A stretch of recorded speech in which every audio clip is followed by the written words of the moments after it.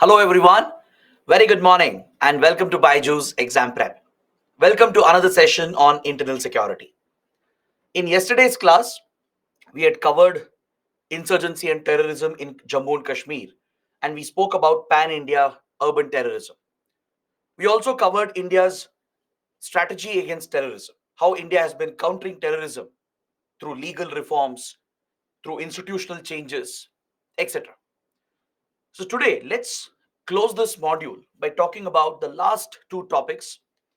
Let's discuss India's efforts at the global level, how India is combating terrorism through its diplomatic resources. Let's understand what are we doing at platforms like United Nations, platforms like FATF, and even through our bilateral partnerships with friendly countries. So this is something we will study because even here you can expect a mains question. UPSC can ask you to list out India's global efforts to counter terrorism. So let's start with India's efforts at the United Nations. Because India has been using the UN platform quite effectively since many years to raise the issue of terrorism. So, one of India's biggest efforts at the UN has been to push for the adoption of a UN convention to combat terrorism. This is called the CCIT, the Comprehensive Convention on International Terrorism. India has proposed a convention called CCIT, the Comprehensive Convention on International Terrorism. This was tabled by India back in 1996. India was the one which proposed this convention, and we have drafted the convention as well. So let's see what kind of provisions have been added in this convention proposed by India, and what is the current status of this convention. Has it been adopted or not?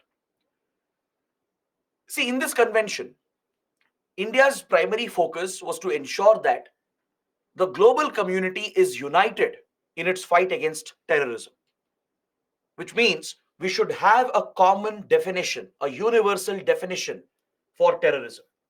This was India's priority. Because as we discussed in previous classes, the very definition of terrorism is subjective. Many countries they have this habit of distinguishing between so-called good terrorism and bad terrorism.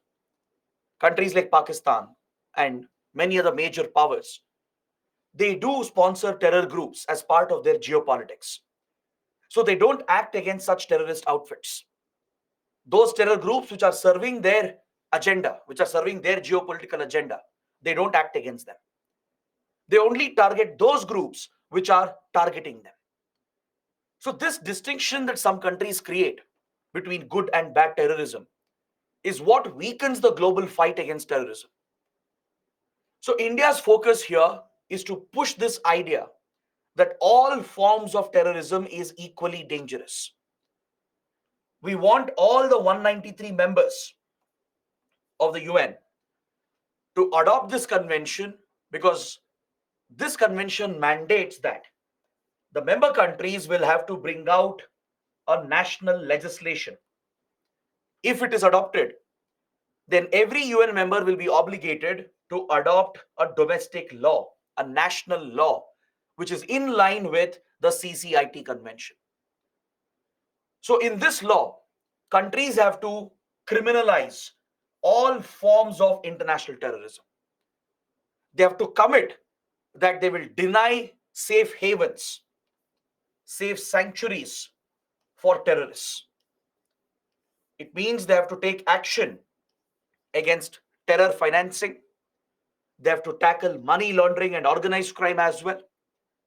They have to curb the flow of funds, weapons, and any other support that terrorists might be receiving. It bans all terror outfits and calls upon the UN members to shut down these terror camps if it is present in their country. Is that clear? So you can see that the convention is designed to focus on state sponsored terrorism as well. India is indirectly hinting that Pakistan is a state sponsor of terrorism. There are few other countries as well which are state sponsors of terrorism. So this convention, if it is adopted, it will mandate every country to deny any kind of safe haven to terrorist outfits. Through their law, through their national law, they have to declare all forms of terrorism as criminal activities. They have to provide stringent provisions to tackle terrorism and deny any kind of support, be it the flow of funds, weapons, and the presence of these safe havens that exist within their country. They will have to prosecute all the terrorists under special stringent laws that are adopted. And it also calls for extradition of terrorists. If wanted terrorists are caught in other countries, it calls for an extradition provision so they can be extradited to countries where they are wanted, so they can face justice, they can be prosecuted. Is that clear? So such obligations have to be followed by the UN members if the convention was adopted. But as you can expect, India has not received enough support for the adoption of this convention. It shows how the world is divided on the topic of terrorism.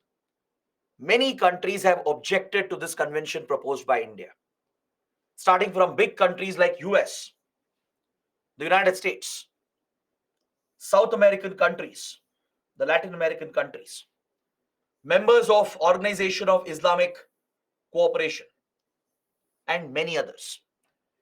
Even countries like China, Iran, Saudi Arabia, all the major powers, they have not supported the convention. And they have their own reasons. Like, for example, US doesn't want to be held accountable for its involvement with terror outfits. The US has been involved with various terror organizations in the past and even today.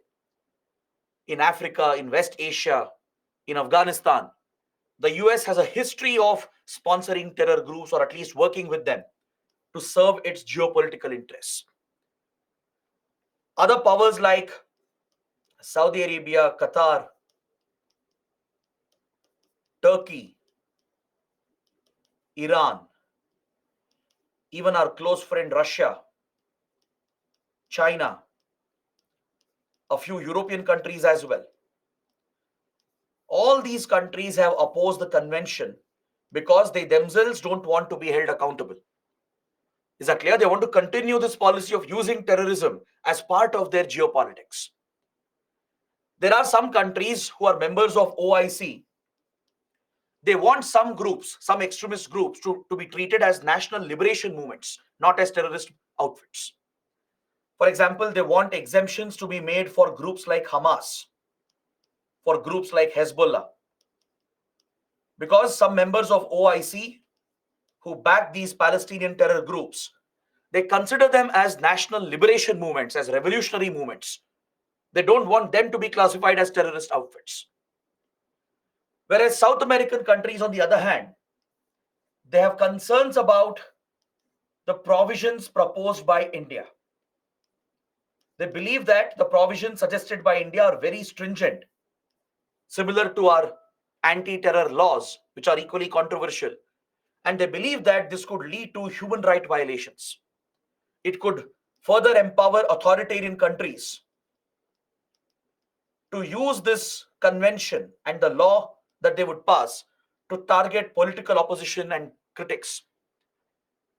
Is that clear? Because all the other countries, they know that India's anti-terror laws are controversial. They know about UAPA, TADA, POTA. They know that these laws are not perfect. They know that these laws have led to human rights violations in India. So they believe that the convention proposed by India is also on those lines, on those similar lines. If such a law is adopted by every country as per the CCIT convention, then it will have very stringent provisions similar to our own terror legal framework. So this could be misused by authoritarian leaders and governments to target their dissidents, their political opponents, etc. So there are countries which are concerned about possible human rights violations if the provisions are adopted.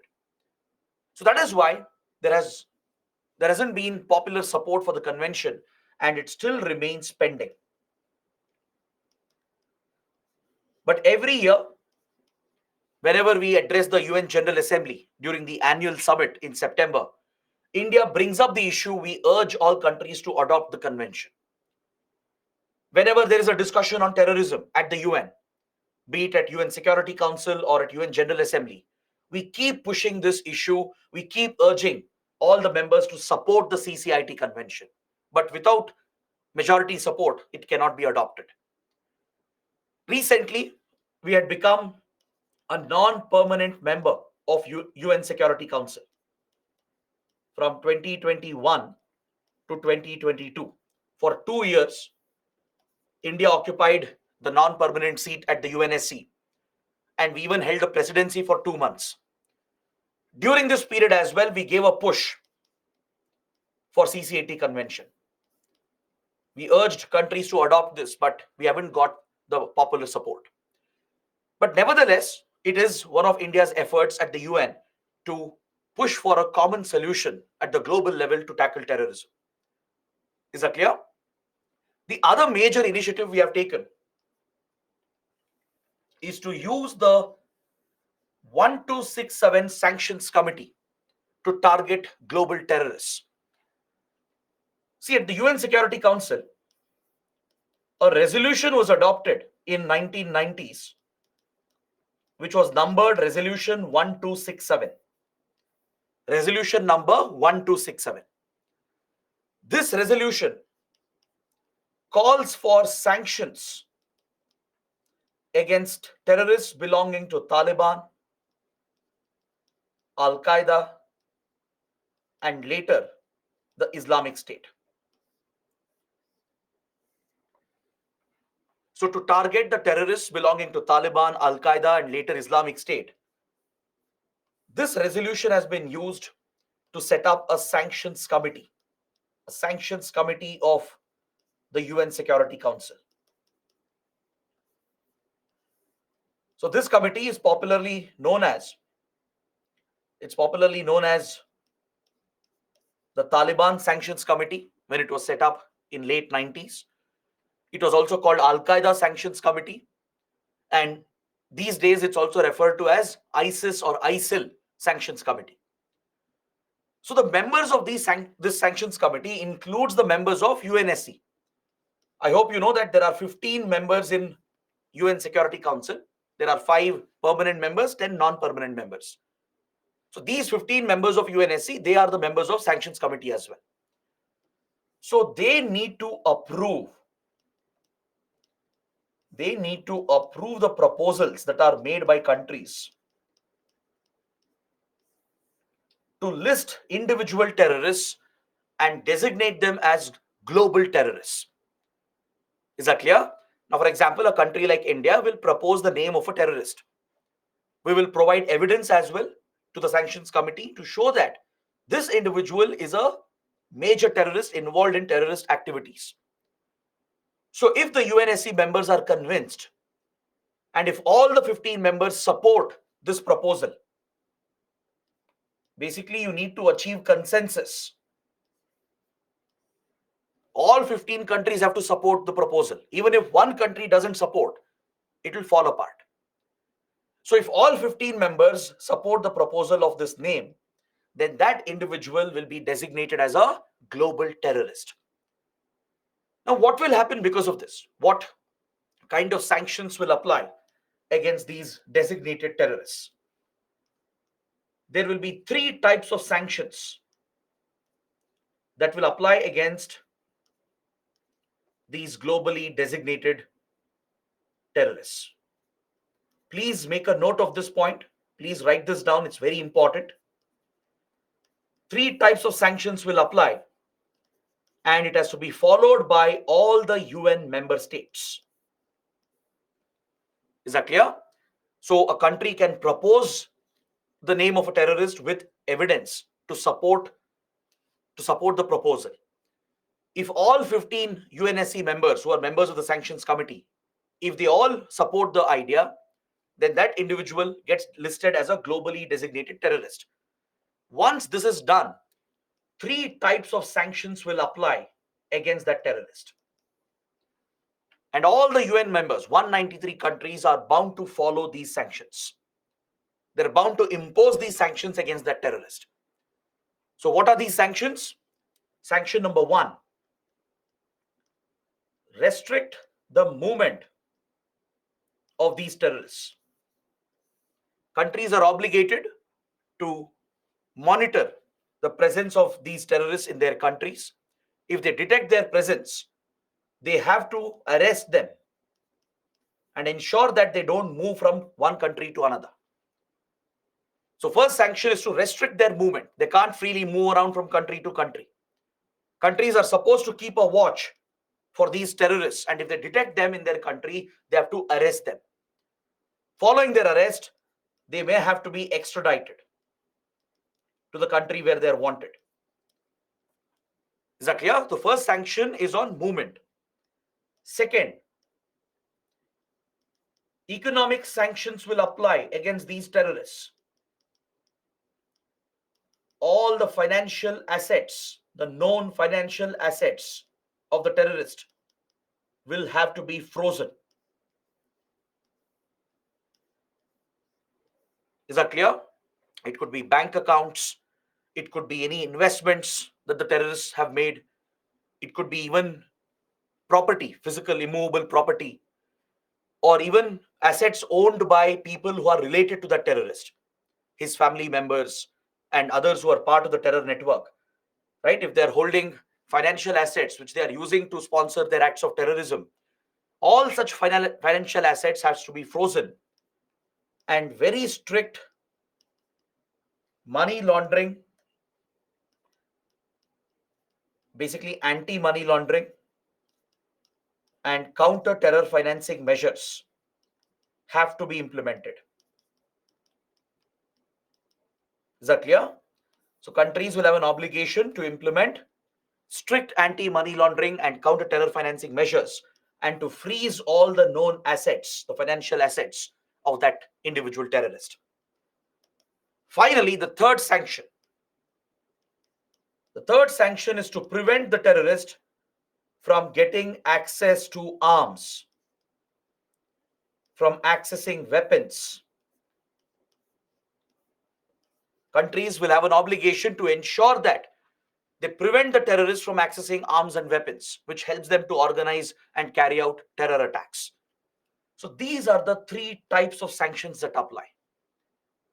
A sanction on movement, which leads to their arrest and extradition, sanctions on their financial assets, and as well as prevention of their access to arms and weapons, which means they have to tackle organized crime as well. They have to tackle drug trafficking, arms trafficking, which could be aiding the terror network, which could be aiding that terrorist who has been listed as a globally designated terrorist. So India has been using this platform to target several Pakistan-based terrorists. For example, Hafiz Saeed. I'm sure you would have heard about him, the mastermind of the 26/11 attacks, the founder of Lashkar-e-Toiba and Jamaat-ud-Dawa. Jamaat-ud-Dawa is like a social organization, a so-called social organization, which is like a front for Lashkar-e-Toiba. Jamaat-ud-Dawa raises donations and recruitment for Lashkar. And Hafiz Saeed is the leader of both these groups. So after Mumbai attacks, we targeted Hafiz Saeed and got him designated as a global terrorist to the sanctions committee. Then Masood Azhar, the founder of Jaish-e-Mohammed. India tried for many years to designate Masood Azhar, but unfortunately, Pakistan's best friend China kept blocking India's proposal. We tried for almost 10 years, from 2009 to 2019. Throughout that decade, India made multiple proposals, at least 5 proposals were made by India to list Masood Azhar as a global terrorist. But every time China would block this, because as I told you, the resolution will not be adopted if all 15 members don't support the proposal. All 15 UNSC members have to support. Even if one country doesn't support, the resolution will not pass through. So China would use that power to block India's proposal by citing that there wasn't enough evidence to link Masood Azhar with attacks in India, to link Masood Azhar with Pakistani state agencies. So by giving these excuses, by giving these technical reasons, China deliberately blocked India's attempt for almost 10 years and prevented the designation of Masood Azhar. But after Pulwama attacks in 2019, after the Pulwama attacks,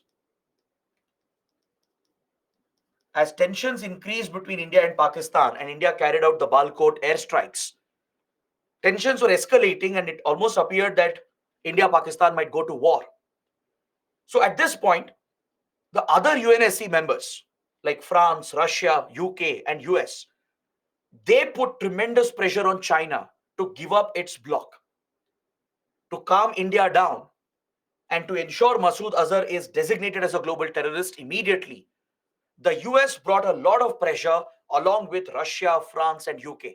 Basically, the permanent members, the four permanent members, brought pressure on the other permanent member. So finally, China conceded. Finally, China agreed. And Masood Azhar was listed in 2019. Is that clear? In 2019, after Pulwama attacks, only after that, China lifted the block and Masood Azhar has been designated. There are many others. Dawood Ibrahim, for example. Zakir Rahman Lakwi, another mastermind of the Mumbai attacks. Right? And right now, we are pursuing many other names. There are notorious terrorists whom we are trying to target through the sanctions committee. Guys like Sajid Mir, another planner of Mumbai attacks. Then terrorists belonging to Hizbul Mujahideen, Lashkar, and Jaish-e-Mohammed. They are the primary focus of India. And we have brought up many more names in the last 1 year itself. Some of them have been adopted, but still China is creating problems even now. There are 5 more names India is pushing for designation, but China is again putting a block and deliberately supporting Pakistan. It is trying to shield Pakistan. So this again is part of our diplomatic effort. We are very consistent and persistent here. We keep pushing these names, urging all these countries to support us, to sanction these terrorists. So we have succeeded in many cases, but in some cases we are struggling because China is blocking the proposal. Is that clear? So this is something you should be aware of. Now, apart from this, we have another platform called FATF, the Financial Action Task Force. This is a very effective platform to target terror financing. Is that clear? India has been using the platform proactively to target countries like Pakistan, which have enabled terror financing to flourish. All right, we will discuss more about this under the money laundering chapter. As we approach the end of our classes, we will take up a small chapter called money laundering. Under money laundering, we will discuss FATF in detail.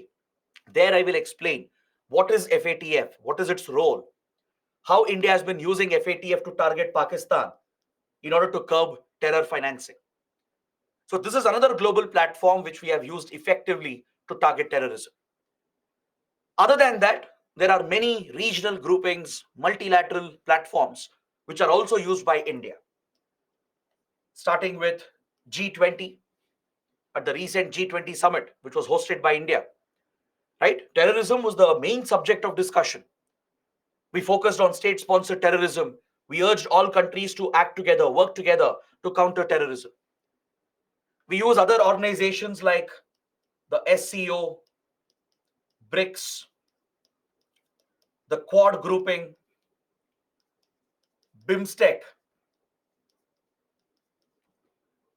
All such platforms are used by India to push the subject of terrorism, to promote counter-terror cooperation, intelligence sharing. Is that clear? These are the priorities. We promote intelligence sharing. We promote counter-terror cooperation. We even conduct joint exercises, training, etc. These are also part of our diplomatic efforts. We work through such regional groups, multilateral organizations. We work with important partners of India. Who are the important partners of India in our fight against terrorism? United States, the European Union, especially France, Italy, Germany. All these are major counter-terror partners of India. United Kingdom, Australia, Japan, right? And many more countries, even Brazil, our neighboring countries as well, like Bangladesh, Sri Lanka, even with Nepal, Myanmar, Maldives, then even Mauritius and Seychelles. Is that clear? We work with groups like ASEAN, the ASEAN group of countries, to counter terrorism. Recently, we are getting a lot of support from Saudi Arabia, from United Arab Emirates in our fight against terrorism. So all these countries are critical partners for India. So through our bilateral relationships, through regional groups, multilateral platforms, and global organizations, we are stepping up our fight against terrorism. We try to exert coercive diplomatic pressure on sponsoring countries like Pakistan. We are pushing for sanctions. We promote intelligence sharing, counter-terror cooperation, joint exercises, and operations. So this is part of our diplomatic efforts to counter terrorism. Is that clear? Now let's say you get a 10 marks question on this. UPSC might ask you, what measures has India taken at the global level to counter terrorism? Illustrate. You need to mention all these points. Start with UN, the CCIT Convention, the 1267 Sanctions Committee. Talk about FATF. Talk about the multilateral groups and regional groups and the bilateral relationship. Is that clear? So these are the various points you need to mention in such a question. So I hope everything is clear. I know it's a big chapter. Some topics are a little complex as well, but I've tried to break it down. I've tried to simplify it as much as possible. So now we are at the end of this module. We are at the last part of this module. We need to take a look at some of the major terrorist groups of the world. See, UPSC doesn't specifically mention this as part of our syllabus, but still, trust me, the topic is relevant. There are many major terror organizations around the world operating in other countries, which some of you may not be familiar with. I'm sure all of you would have heard about those groups that target India directly. You would have heard about Lashkar-e-Toiba, the Khalistani outfits, even Al-Qaeda and others. But there are few more groups based out of other countries which are a global threat. In some way or the other, they threaten Indian interests as well. So you need to be familiar with them. You should know the names of these groups, where do they operate, what is their agenda, and what kind of threat do they pose to the world. At least the basics. So let's have a quick discussion on this. Let's go one by one. I'll start with the first one, the ARSA. Has anyone heard about this organization? Can you tell me which country does it operate in? Where does ARSA operate? Kishan and Yashpal Raghav have given the right answer. Very good. It operates in Myanmar. It stands for the Arakan Rohingya Salvation Army. It's a Rohingya-based terror outfit comprising of Rohingya people. I hope you know that in Myanmar, the Rohingya Muslim ethnic minority, they have been targeted, oppressed by the radical Buddhists and by the Myanmar's military, the military junta.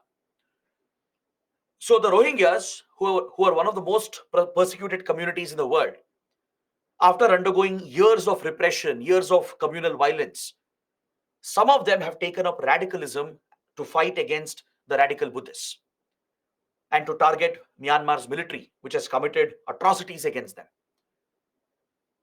So, this group, which is based out of the Rakhine region of Myanmar, it's based out of the Rakhine region, and it's called the Arakan Rohingya Salvation Army.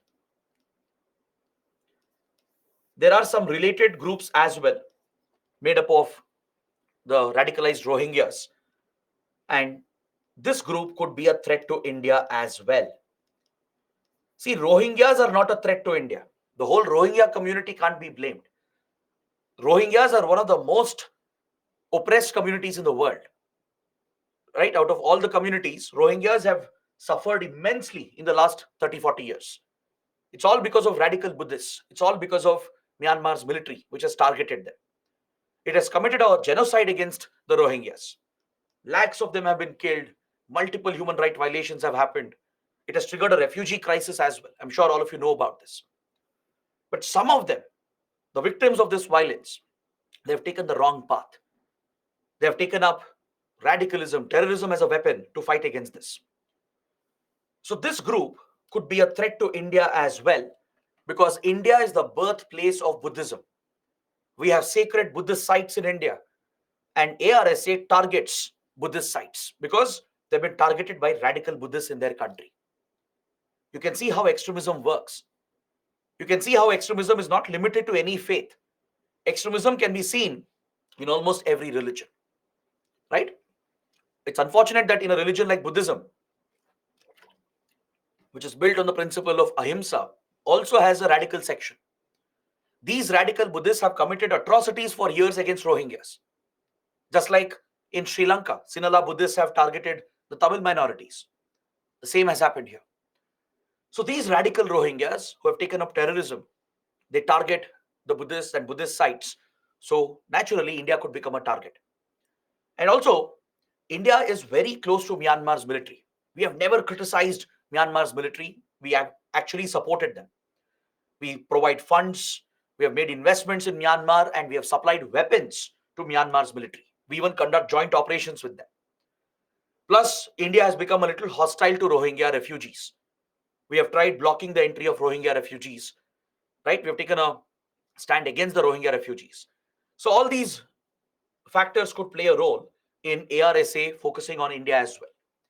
According to Indian intelligence agencies, the ARSA already has connections with Lashkar-e-Toiba, Al-Qaeda, and Islamic State. So this is a matter of concern for India. According to reports, it also has ties with Pakistan's ISI. So Lashkar and ISI might use ARSA to target India from Myanmar, right? In fact, it has made one attempt at Bodh Gaya in Bihar. There was a failed terror attack at Bodh Gaya. Fortunately, the attack didn't go through. The bombs failed.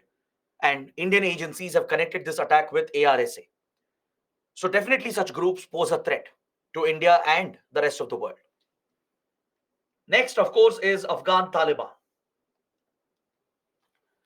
The Taliban, which had formed the government in Afghanistan from 1996 to 2001. As we have studied, the Taliban has largely been a puppet of Pakistan's deep state. It was the Pakistani army and the ISI which directly supported the creation of Taliban back in the 1980s.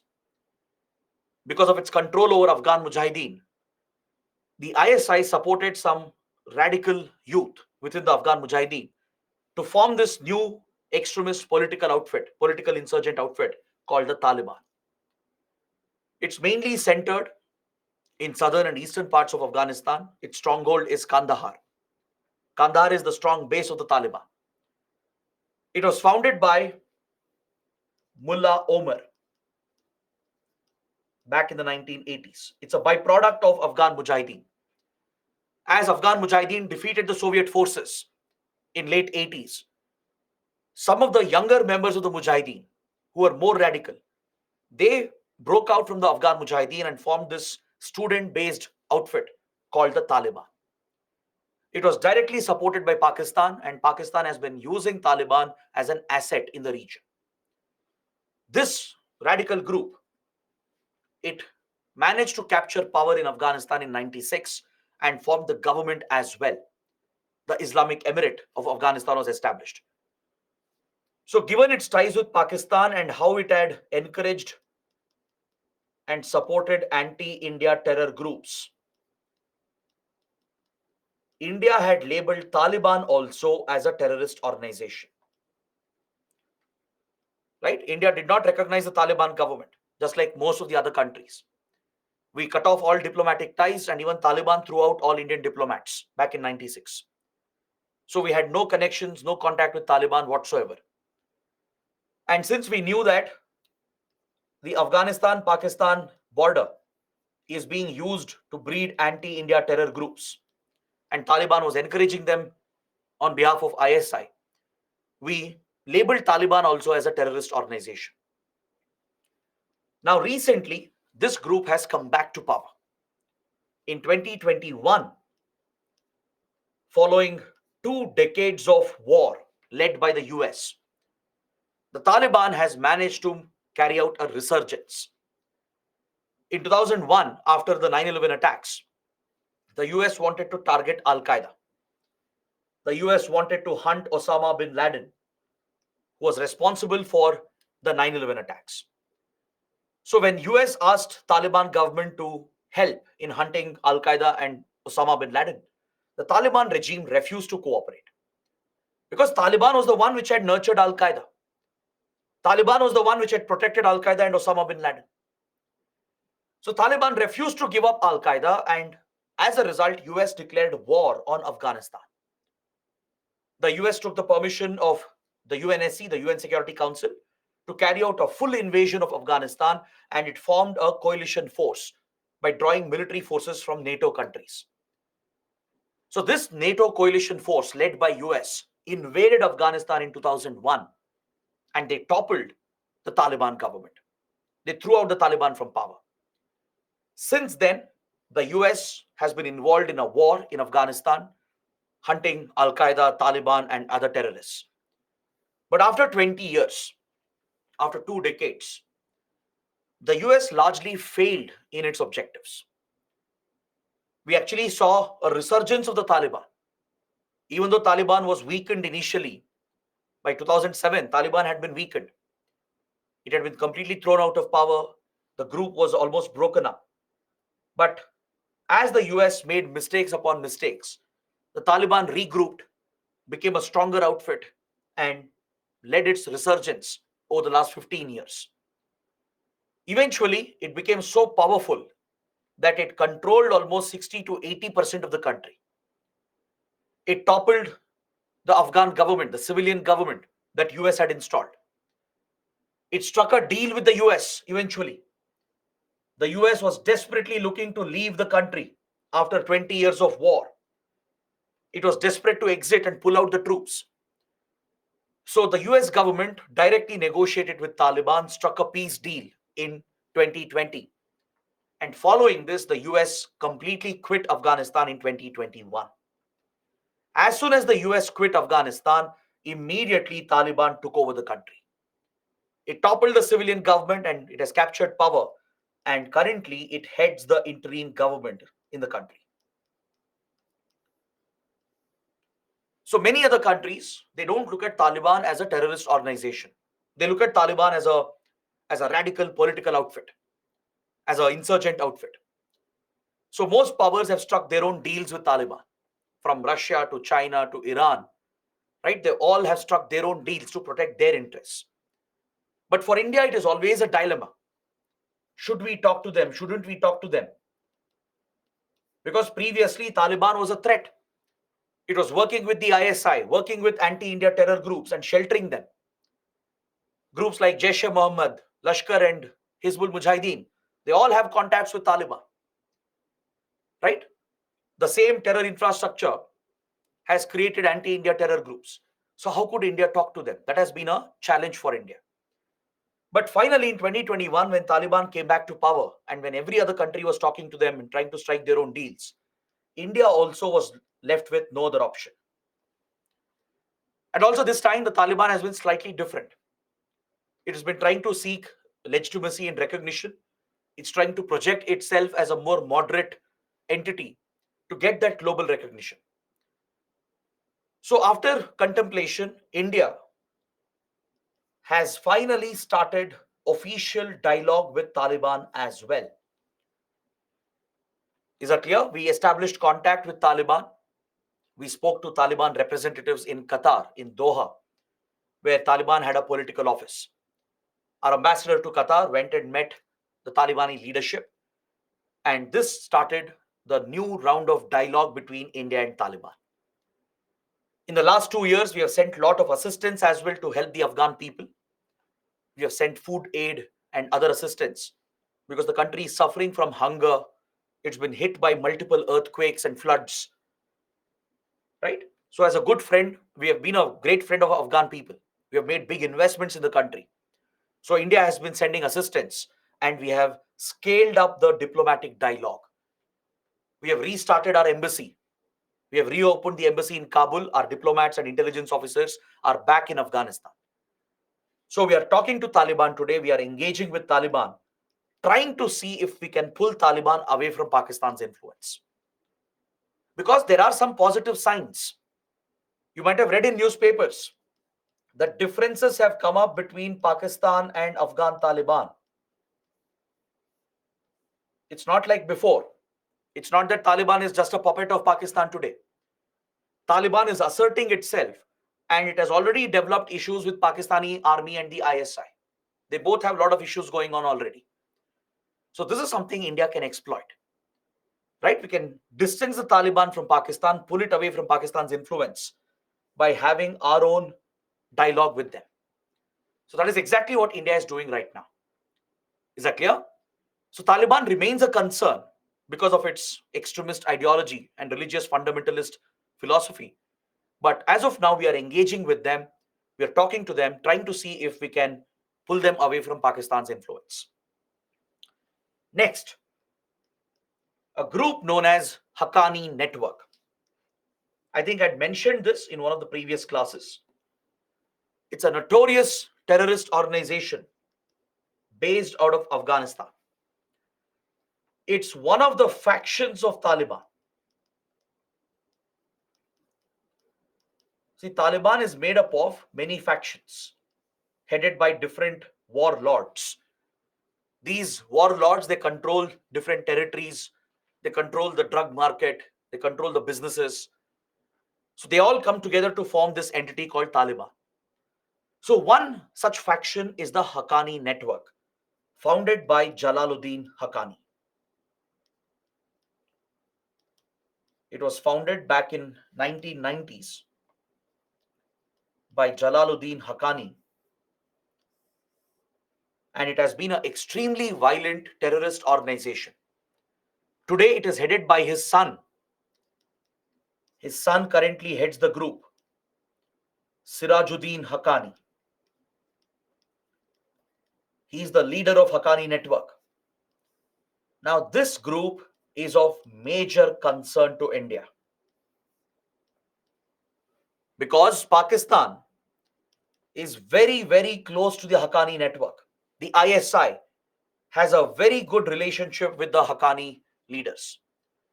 It was close to Jalaluddin Haqqani, it's close to Sirajuddin Haqqani as well. Pakistan has used the group to carry out multiple attacks against India, the Indian embassy, Indian consulates, and even Indian projects and workers have been targeted by Haqqani Network multiple times. Some of you might have heard about the Kabul embassy bombing. There was a deadly bombing that happened in Kabul, targeting the Indian embassy.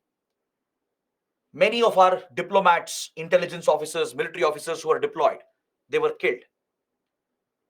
Our consulates that were there in Kandahar, in Jalalabad, in Herat, Mazar-e Sharif, all these are major Afghan cities where we had consulates. These consulates and Indian diplomats and intelligence officers, they have been targeted by Haqqani network. Multiple attacks have been carried out. Pakistan has even tried to target our investments. We had invested almost $3 billion running many projects. So these projects and Indian workers were targeted. Indian workers were kidnapped as well by Haqqani network. So this remains a notorious terrorist outfit and a matter of concern for India. Now the problem is, let me tell you something very interesting. The problem is, Sirajuddin Haqqani, he is a wanted terrorist by India. He is designated by UNSC 1267 Sanctions Committee as well. He's a globally designated terrorist. All right, we have charges against him. We want his custody as well. But the problem is, right now, he is the interior minister in the Taliban government. Now imagine the dilemma for India. This guy has been a notorious terrorist. His group has targeted Indian interests, killed Indian officers. Of course, we want justice. But right now, he is the interior minister, the home minister, basically, of the Taliban government. And we have to deal with him. We are forced to talk to him. So this remains a challenge. It remains a dilemma for us. Is that clear? Next, we'll go one by one. I'll open a new page as well so that I can write down the key points. Let's talk about Al-Qaeda and the branches of Al-Qaeda. Let's talk about the Al-Qaeda, then AQAP, AQIM, etc. The Al-Qaeda is another major terror group, a global terror organization, and at one point, it was considered the most dangerous terrorist group in the world. It was founded by Osama bin Laden. Osama bin Laden, who was a Saudi citizen, a Saudi national, he came from a rich, wealthy family. He was very well educated, but he developed a hatred against the Western countries, particularly against the US. He got consumed by radical ideology, and he would blame US and Western countries for all the problems in the Muslim world, in the Muslim countries. From the Palestinian issue to many other conflicts across Africa and the Gulf. They were all largely the creations of Western powers like US and European countries. So Osama bin Laden, driven by this radical motivation, founded this group called Al-Qaeda, and initially he was operating in countries like Sudan in Africa. He had got support in Sudan from the dictator there. But later he shifted to Afghanistan after Taliban established its presence. The Taliban was inviting terrorists from around the world. It was turning Afghanistan into a terror sanctuary in the 1990s. So Osama bin Laden shifted the base and established Al-Qaeda in Afghanistan under the blessings of the Taliban. So obviously, Pakistan's ISI has always been very close to Al-Qaeda as well. It has formed links between Al-Qaeda and Jaish-e-Mohammed. Even members of Indian Mujahideen had connections with Al-Qaeda. This notorious group has carried out numerous attacks, including the 9/11 attacks. It's carried out major attacks across Europe, right? In major cities like London, for example. It has executed major attacks. And even before this, it has been a notorious threat. It has targeted American naval ships near Yemen. It has attacked American embassies in Africa, in East Africa, because Al-Qaeda had become a global terror organization with global influence. So this group has focused on India as well. There is a India-specific branch that focuses on the South Asia region. So it does remain a global threat. But however, in India, it has a very limited presence. It has no local support, and it poses a limited threat. We do take it seriously. It's not that we ignore Al Qaeda or we are complacent about it. The local support is very less, very minimal, right? It's negligible. It doesn't have any major presence in India. It, of course, has tried. It has tried to plan attacks as well. It has tried to get local support. But there isn't much support for Al Qaeda in India. Is that clear? So it does remain a concern, but not an immediate threat for us. It does pose a threat, but not an immediate threat. So this group has many branches. It has influenced many branches across the world, like AQAP. This is Al Qaeda in the Arabian Peninsula. Any idea where this could be operating? See, the main Al Qaeda branch was in Afghanistan, which was headed by Osama bin Laden, right? This branch called AQAP in the Al Qaeda in the Arabian Peninsula was operating in one particular country. Do you know which country? Iran? No. Pakistan? No. How is Iran and Pakistan part of Arabian Peninsula? Maldives, Saudi? No. Deepika and Alenta and Pratik and Kuraku, they have given the right answer. Very good. It was operating in Yemen before the Houthi rebels took over. Much before that, Al Qaeda had a big presence. Even today, Al Qaeda has a presence in Yemen. So this branch of Al Qaeda in Yemen is called Al Qaeda in Arabian Peninsula. Yemen is quite close to India, right? Right across the Arabian Sea, we have Yemen. So presence of Al Qaeda here is indeed a concern for us. Next, we have AQIM, Al Qaeda in the Islamic Maghreb. This is a particular region. Anyone knows which region is this? What is the Islamic Maghreb, the so-called Islamic Maghreb region? Good. Kishan says North Africa. Very good. This roughly corresponds to the Sahel region. The Sahel region in North Africa. Basically, in the sub-Sahara region, from West to East Africa, from countries like Mali, Mauritania, all the way till Sudan. This whole belt, right, that is the Sahel region. These extremists, they refer to this as Islamic Maghreb. They want to liberate these areas and form an Islamic caliphate. So there is a branch of Al Qaeda here called AQIM, Al Qaeda in Islamic Maghreb.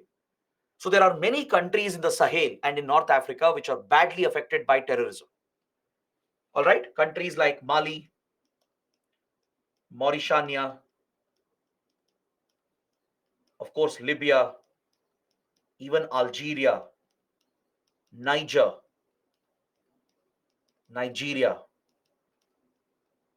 Chad, Burkina Faso, and many others. So across Africa, there are multiple terror groups, particularly in the Sahel, Northern Africa region. All right. Now, the next outfit, the TTP, Tehreek-e-Taliban Pakistan. Let's talk about this. Let's talk about the TTP, Tehreek-e-Taliban Pakistan. What is this outfit? This outfit is also called the Pakistan Taliban. Just like there is a Afghan Taliban, there is a Pakistan Taliban as well.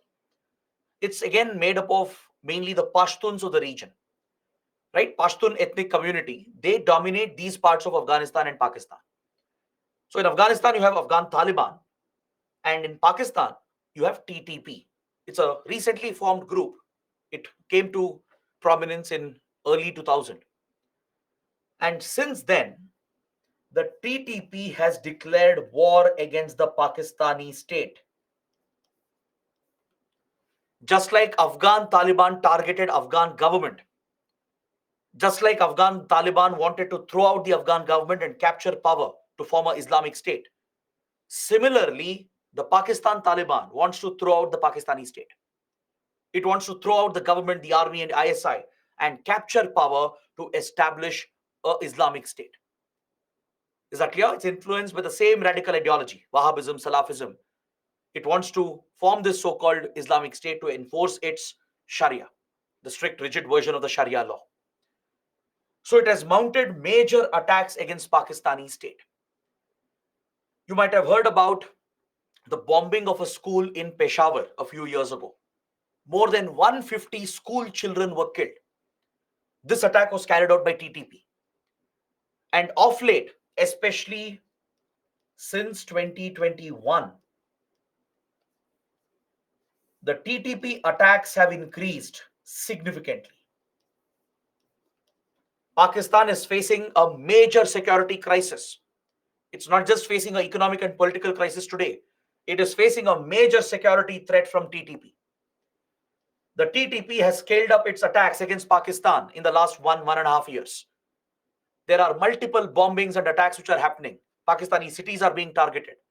Pakistani military bases have been attacked just a few days ago. Literally last week, a major military base was attacked. It was by TTP. So Pakistani state survival is under threat today, and TTP is one of the major groups targeting the Pakistani state. Is that clear? What is its goal? Its goal is to throw the Pakistani state and capture Pakistan to form an Islamic State, just like Afghan Taliban has captured power in Afghanistan. So, of course, the TTP is related to Afghan Taliban. They are like brother organizations. They have connections with each other. Now, Afghan Taliban had actually mediated. It had acted as a mediator, and it had helped strike a deal between the TTP and the Pakistani state. In 2021, when Afghan Taliban formed the government by capturing power in Afghanistan, it acted as a mediator between the TTP and the Pakistani state and struck a deal between them. The deal was TTP will not target Pakistan and Pakistan will not target TTP. But recently, the deal was broken. Last year, the deal was broken by TTP, and it has resumed its major attacks against Pakistan. So Pakistan has retaliated by carrying out military strikes against the TTP. In the last 1 year, you might have read about Pakistan's military attacks in the Af-Pak border.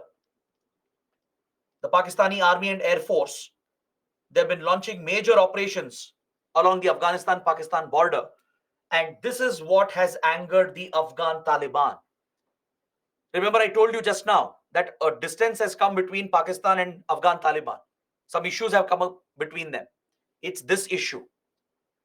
Afghan Taliban was not happy when Pakistan conducted military strikes, which killed many TTP terrorists. The TTP was like a brother organization for Afghan Taliban. So Afghan Taliban got angry. The military strikes breached Afghan sovereignty. Pakistan's attacks landed in Afghan territory, which angered Afghan Taliban. So because of this issue, differences have come up between Afghan Taliban and Pakistan.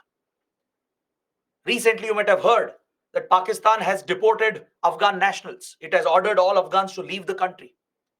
This also has angered Afghan Taliban. So this divide that has come up between Pakistan and Afghan Taliban is good news for India. Right? That is something we can leverage, we can exploit. Understood? So this is the TTP. Now, there's something very interesting here. Pakistan has blamed all the TTP attacks on India and the then Afghan civilian government. This has always been Pakistan's accusation. It's been alleging from almost 20 years. The TTP is a creation of RAW and NDS. This is Pakistan's theory that India's RAW and then Afghan intelligence agency, which was part of the Afghan government back then, before 2021.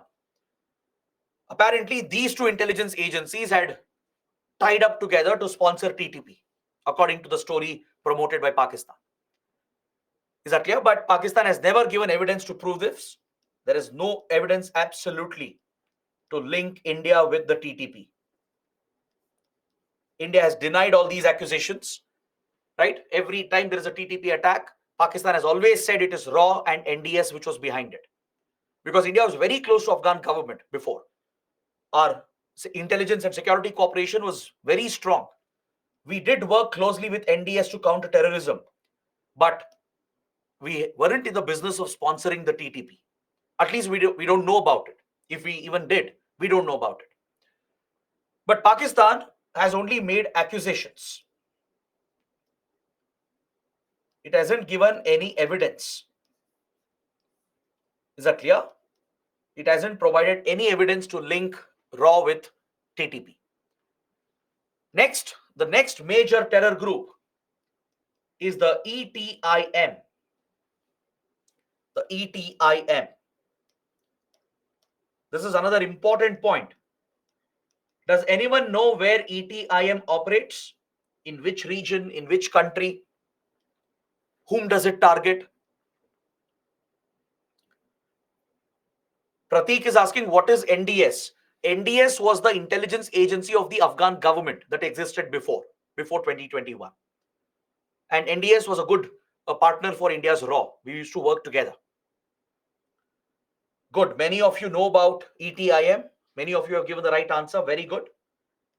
It operates in China, in the Xinjiang region, in the Xinjiang province. I hope you know that China has a major problem going on in Xinjiang. The Xinjiang region is the native homeland of the Uyghur Muslims, the Uyghurs. They are the natives. They are connected to Central Asian tribes. They are connected to other ethnic groups in Afghanistan and Pakistan. This whole region has a lot of connections with Central Asia and the AFPAC region. But China forcefully occupied this region just like it occupied Tibet. And since then, it has allegedly oppressed the Uyghurs. The communist state has committed a lot of atrocities against Uyghurs, and it is accused of even committing human rights violations here.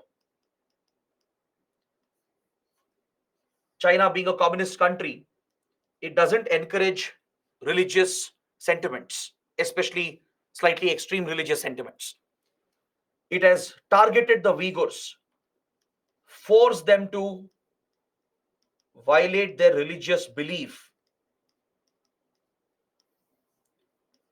curbed their freedom and rights, including religious freedom and religious rights. And this has always been resisted by the Uyghurs of Xinjiang. So this is a problematic region.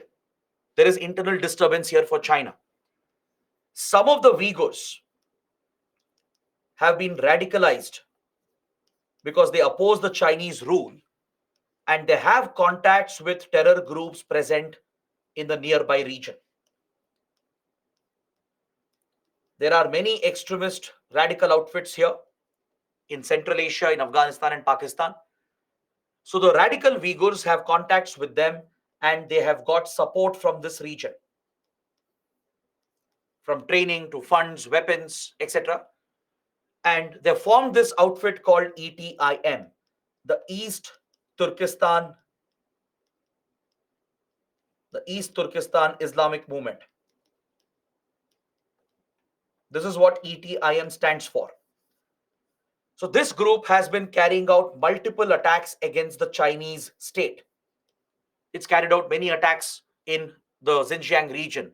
It targets the Chinese security forces, and their goal is to liberate this area.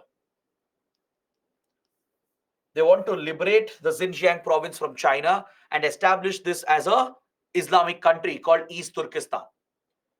All right, so it's a major terror movement here targeting China, and this is where China is worried about the presence of terror infrastructure in the AFPAC region. Otherwise, China doesn't bother about the presence of terrorism in the AFPAC region. In fact, it has supported Pakistan to nurture terrorists against India. But only in this case, China has a concern. This is where China gets to learn a lesson that if you sponsor terrorism, right, if you think there are good terrorists and bad terrorists, someday it will come back to affect you. Look at Pakistan. It has bred so much radicalism, extremism, created so many terror groups just because of its obsession with India. And today, Pakistan itself is suffering from terrorism. There is a direct threat to the Pakistani state. That's a worst case scenario. The terror groups, they might unite and they might run over the Pakistani state. And the fear is they might get control over nuclear weapons of Pakistan. Right? So China also, which has tolerated terrorism, encouraged terrorism via Pakistan, is being hit by groups like ETIM. Only here China expects cooperation from others. China brings up the issue at SCO, BRICS and other groups and expects cooperation to fight ETIM. But it does not cooperate with India to fight Lashkar, Jaish-e-Mohammed, etc. So that is the hypocrisy of China, right? So please know about ETIM. And here China is accused of committing human rights violations because in the name of de-radicalization, China has pushed millions of Uyghurs into detention camps. China calls it re-education camps. China calls these camps as re-education camps. But these are basically detention camps. In the name of fighting terrorism and radicalism, China, of course, is an authoritarian country. It has used brutal measures. It has curbed basic rights. Of course, it's not that rights exist elsewhere in China, but here there is even more repression. Right? China has repressed the people of Xinjiang, the Uyghurs, and it pushes millions of Uyghurs into these camps in the name of de-radicalization, to de-radicalize them. In the name of this de-radicalization, China is violating their religious belief. It's forcing Muslims to consume pork meat. It's forcing them to consume alcohol. All these are haram, right? For a conservative Muslim, they don't have these practices. So China is deliberately forcing them to break their faith, to violate their religious belief, which is a violation of human rights. So that is why US and European countries have targeted China with sanctions.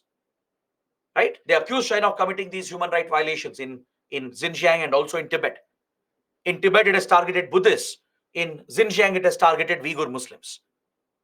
Right? So that is why some of them have become radicalized, built contacts with terror groups here, and they've started a terror movement called ETIM. Their goal is to fight China, target China, liberate the region to form a separate country called East Turkestan. Next, Islamic State, also called ISIS, ISIL, or Daesh. They all mean the same. Daesh is the Arabic name. ISIS refers to Islamic State in Iraq and Syria. This is where the group was formed and this is where it was largely present. ISIL refers to Islamic State in the Levant region.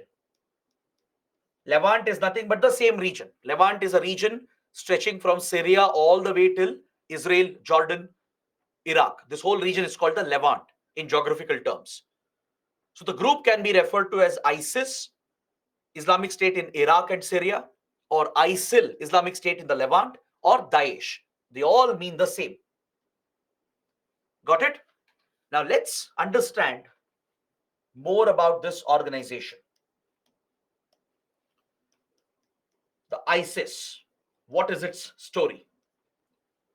How was it formed? What was its ideology? What threat did it pose? What is its current status? This is very important because there can be questions. UPSC has asked questions already. You can expect questions going forward as well. The Islamic State was primarily born in the Iraq-Syria belt, in the Iraq-Syria region. It was founded by a terrorist who called himself Abu Bakr al-Baghdadi.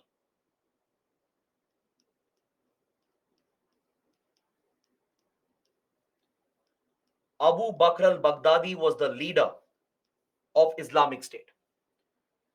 This group was born out of the chaos, the conflict present in Iraq and Syria, which was created by the US itself.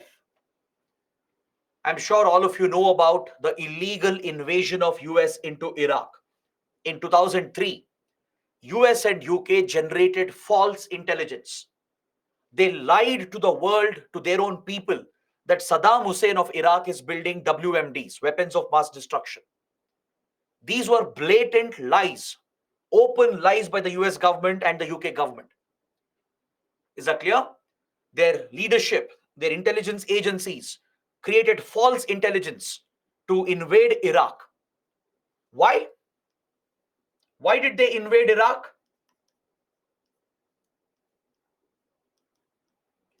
They invaded Iraq to push for a regime change. They wanted to topple Saddam Hussein, remove Saddam Hussein as the dictator, and install a friendly government. They wanted control over the geopolitics of the region, over oil markets of the region. Iraq is a major oil supplier. Iraq has been a top supplier for India. Even today, Iraq is a major oil supplier to India. And Saddam Hussein was actually a good friend of India. We had very good ties with Saddam Hussein.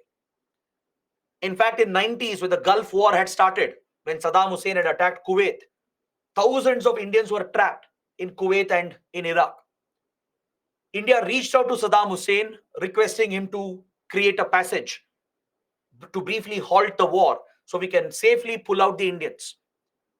And Saddam Hussein cooperated with India. More than 1 lakh, almost 1,90,000 Indians stuck in Iraq and Kuwait were rescued. So Saddam Hussein was indeed a dictator, no doubt. He was an authoritarian leader, but he had kept stability in the region. He had maintained political stability, and more importantly, he had kept away radical forces. Is that clear? In that regard, Iraq was actually very stable, politically stable, even though it was a dictatorship. Economically, it was thriving. It's an oil exporting nation. What do you expect? Right? And radical forces were kept away. But what did US and UK do? They blamed Saddam Hussein for building WMDs that didn't exist. This was false intelligence created to create a reason, to create an excuse to invade the country and push for regime change. They wanted to throw Saddam Hussein out. So the moment they waged this illegal, unnecessary war, Saddam Hussein was toppled. Eventually, he was tried and held guilty and hanged as well. His government was brought down. The Ba'athist party, the major party, collapsed. And this created political instability in Iraq. A power vacuum was created. See, Iraq is a sectarian country. There's a lot of sectarian divide between Shias, Sunnis, and other political and religious elements. Saddam Hussein had kept everything together. He had kept everything peaceful and stable. Now, with him gone and with foreign forces present, the country descended into chaos. It descended into a civil war. So many radical forces took root in the country. Radicalism took root, and Al Qaeda, groups like Al Qaeda, extended their influence and presence. That's what happens when there is power vacuum, when you don't have a stable government, when there is no law and order, when you don't have strong intelligence, law enforcement agencies working, right? Radical extremist forces will thrive. So groups like Al Qaeda started extending their influence, and in this power vacuum, radicalism started thriving. The same happened in Syria from 2011. If they did this to Iraq in 2003, they did pretty much the same in Syria in 2011. In Syria, Bashar al-Assad was the president. Even today, he's the president. He's a Shiite. He belongs to the Alawite sect. So he's very close to Iran, and they form the Shia power bloc in the region. Iran and Bashar al-Assad are very, very close. Bashar al-Assad is a Shiite Alawite leader. He rules over a Sunni majority nation. Syria is Sunni majority, but still the Shiite family rules the country. And Assad has been very close to Iran, and they together form the Shia power bloc, which is opposed to the Sunni power bloc.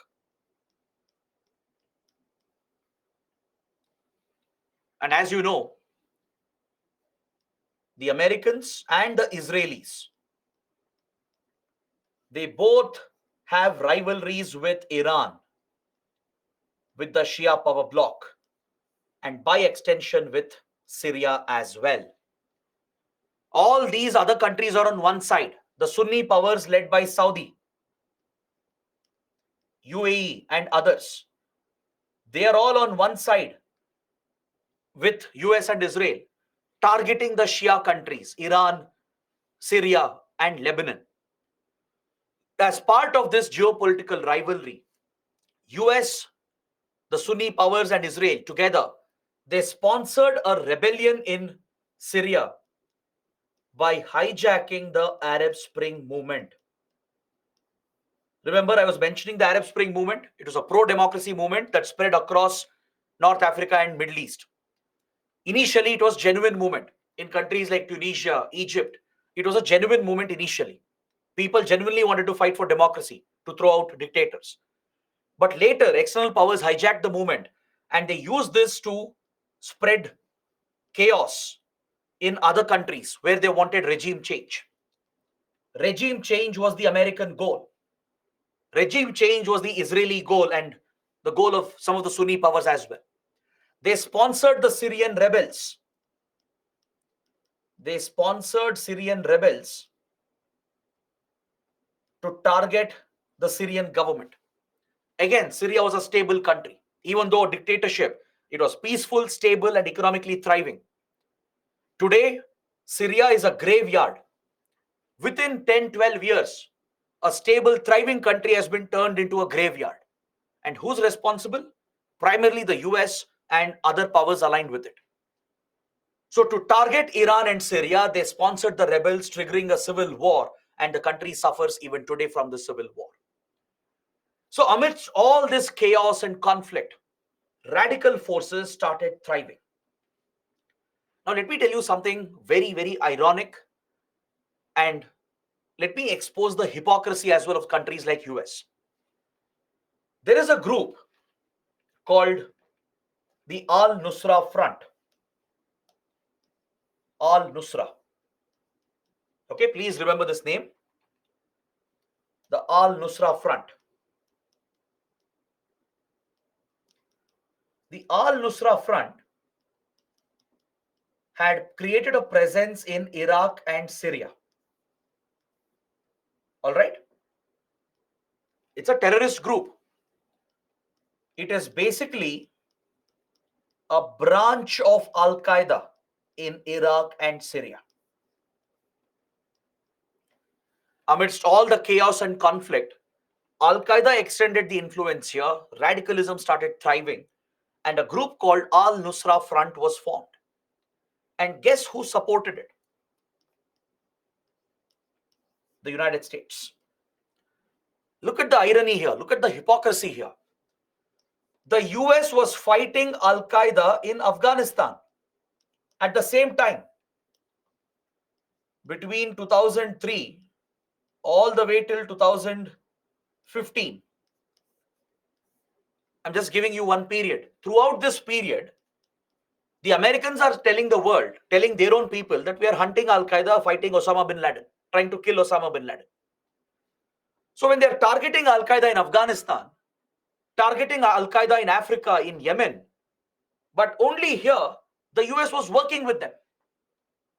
It was sponsoring Al-Nusra Front. Why? Because it targeted the Assad government.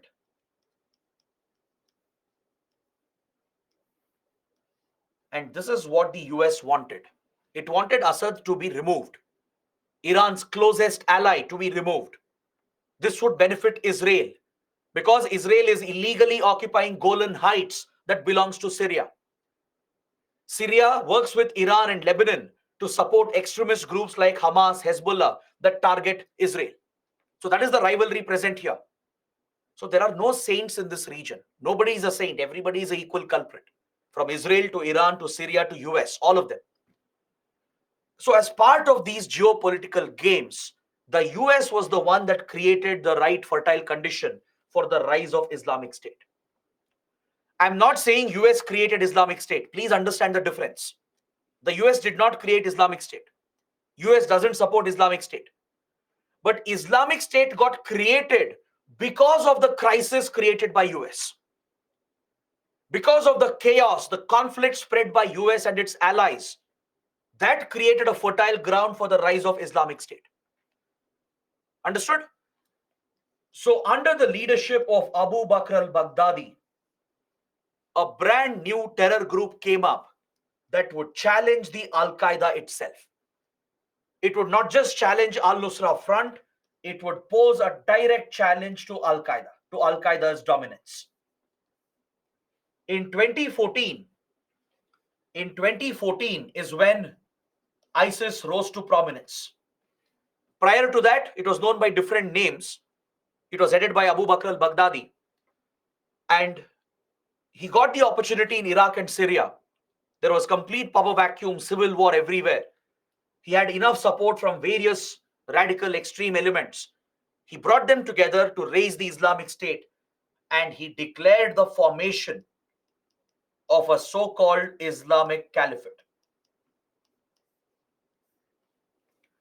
In the Iraq-Syria region, right, large areas of territory was captured by ISIS. At one point, the territory ISIS controlled was as big as United Kingdom. Such large area was captured in Iraq and Syria. Because in Syria, Assad was losing control. Assad's control was limited. Government's control was limited to some areas. Rest of the country had fallen into the hands of terrorists.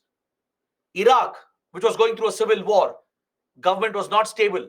Large parts of Iraq came under the terrorists. So Abu Bakr al-Baghdadi brought them together, controlled all these areas, and declared this as the Islamic State, the Islamic Caliphate. And he declared himself as the Caliph.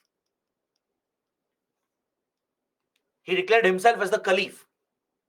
Now, there is a mention of this in religious texts, just like there's a mention of Khalistan in the Sikh sacred books, right? There is Ram Rajya in our Hindu books as well. In every faith, there is talk of a religious land, a thriving land. This is actually a positive connotation, but these extremists have given it a wrong interpretation. A caliphate headed by a caliph is supposed to be a thriving land, just like Khalistan is supposed to be a thriving Sikh land. This is supposed to be a thriving Muslim land. But many of these extremists have given it a wrong interpretation, and they established these caliphates mainly to enforce their radical ideology. There is no place for such radicalism in any religion, right? But Abu Bakr al-Baghdadi did something that no other terrorist had done, that no other terror group had achieved, not even Al-Qaeda. For the first time, a terror outfit influenced by Wahhabism, Salafism, had controlled a large territory to form its own country and declared this as a caliphate, declaring himself as the caliph. The goal was to enforce the rigid Sharia and to target all non-believers. They treat them as kafirs or infidels, and they believe that they should eliminate them. So ISIS would target anyone. It would target Western countries. It would target people of other religions. It would target Muslims as well if they don't subscribe to this radical ideology. Is that clear? So this notorious group rose to power, rose to prominence in 2014 by forming this caliphate in Iraq and Syria.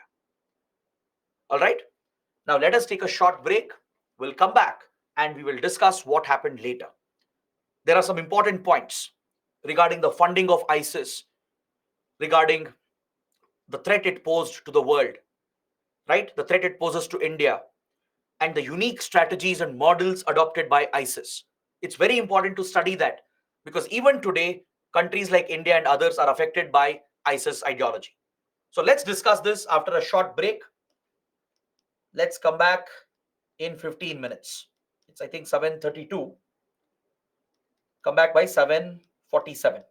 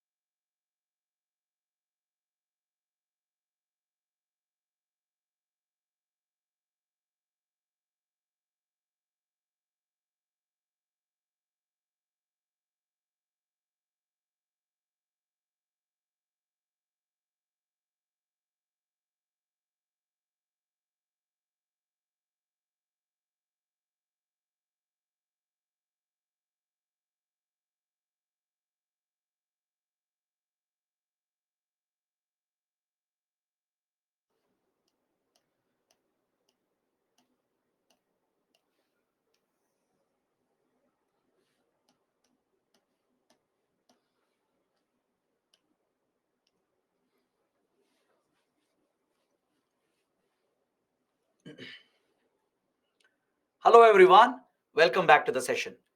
First, let me look at all your questions, your doubts, and then we'll continue the discussion on ISIS. Vedashri is asking, I didn't get the point that US has been worried about the application of CCIT to its own military forces, especially with regard to interventions in Afghanistan and Iraq. What does it mean? That's exactly what we were discussing. How US has worked with few radical terror forces in Afghanistan and Iraq. So US is worried if CCIT convention is adopted as proposed by India, then US military forces and intelligence agencies could be held accountable for sponsoring terrorism. That is why US does not support the CCIT convention, because it has used terrorism as a geopolitical weapon. Is that clear? Sham is asking, sir, if any country does not accept the proposal of another country, then will that country have to show the reasons why they are not accepting? Yes, usually yes. Let's say a country proposes a convention or a resolution. If others are not supporting it, sometimes they can just reject the proposal without citing any reason. But any rational player will be expected to give reason as well. Like South American countries have said, we are not supporting the convention because we are worried that it has very stringent provisions, it could lead to human rights violations. OIC countries have said that we want exceptions to be made for national liberation movements, so-called national liberation movements. So usually, yes, they do give reasons as to why they're not supporting a particular resolution. Next, Kishan is asking, does, I think he's referring to Tehreek-e-Taliban Pakistan, does it pose a great threat to India if they captured Pakistan and you said we can exploit it? Would it not be harmful where we had already faced from LTTE, whom we sponsored as per allegations? Please refer to sir. I think Kishan is asking, if TTP were to succeed in throwing the Pakistani state out and capturing power, wouldn't it pose a big threat to India? You're absolutely right. Any radical group, any terrorist group forming a state, capturing state power is a big threat for everyone. And that too in a country like Pakistan where there are nuclear weapons. As I told you, our worst nightmare is these radical terror groups getting hold of Pakistan's nuclear weapons. So, of course, India wouldn't want that. So, when I said that the divide between TTP and Pakistani state is a good thing for India, I was referring to how we can use that to create a distance between Afghan Taliban and the Pakistani state. See, Pakistani state is quite powerful. It's not that a terror group can easily take over the state. We are not encouraging any such groups to take over the Pakistani state. But the distance created between Afghan Taliban, which has formed the government there, and Pakistani state is good, because previously it was their partnership that was breeding anti-India terrorism. Previously, Pakistan was using its ties with Afghan Taliban to create a base for anti-India terror groups. But now that differences have come up between Pakistan and Afghan Taliban, that is good news for India. That is something we can leverage. I'm not saying we can leverage TTP and use them to target Pakistan. No. I'm saying the difference coming up between Afghan Taliban government and Pakistani government, that is good because it helps us contain terrorism in the region. All right. So guys, these are the questions. Now let's come back to our discussion on ISIS, on Islamic State. So now we understood the rise of ISIS, how it emerged out of this chaos in Iraq and Syria, how it captured territory, right? Usually terrorist groups don't aim for territorial control. That's what we studied earlier. When we discussed the features of terrorism, I told you that terror groups usually don't look for territorial control. They don't look to form the future state. But there are few exceptions like ISIS. ISIS sought territorial control because its ideology is to establish a caliphate, create an Islamic caliphate. And it succeeded in doing this by capturing territory in Iraq and Syria. All right? And from here onwards, ISIS became a global threat. It became a major global threat. The Islamic State adopted a unique model for spreading its terrorist ideology. ISIS became one of the first major terror groups to leverage the social media and the internet. In fact, I'll be referring to this in the coming chapter as well. We have a separate chapter on misuse of social media and the internet. So even there we'll have a discussion on this. Please note that ISIS successfully used social media platforms and the internet to spread its ideology around the world. Is that clear? It used platforms like Telegram, even Facebook, and many other encrypted applications as well. So the ideology became so popular that ISIS started getting recruits from around the world. It started getting recruits from around the world as people were getting self-radicalized. The terror group didn't have to do anything. It simply had to record some videos, promote some radical speeches, and spread this on the internet. People around the world, right, who are susceptible for radicalization, they would consume this radical material. They would watch these visuals, read the radical literature, and they would become self-indoctrinated, self-radicalized, and they would leave everything behind to go and fight for the ISIS. That was the appeal of ISIS ideology. Because ISIS was the only major group which succeeded in creating a so-called caliphate. An actual physical caliphate was established, which Al-Qaeda or other groups had never done. And also the model of operation was different. This was a decentralized franchisee-like model, right? Whereas Al-Qaeda was more centralized. Al-Qaeda had a central leadership led by Osama bin Laden, Ayman al-Zawahiri, and others. Al-Qaeda was mainly based out of Afghanistan.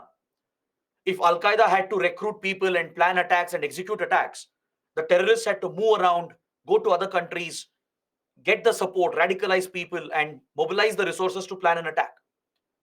But ISIS came up with a newer model, a decentralized franchisee model.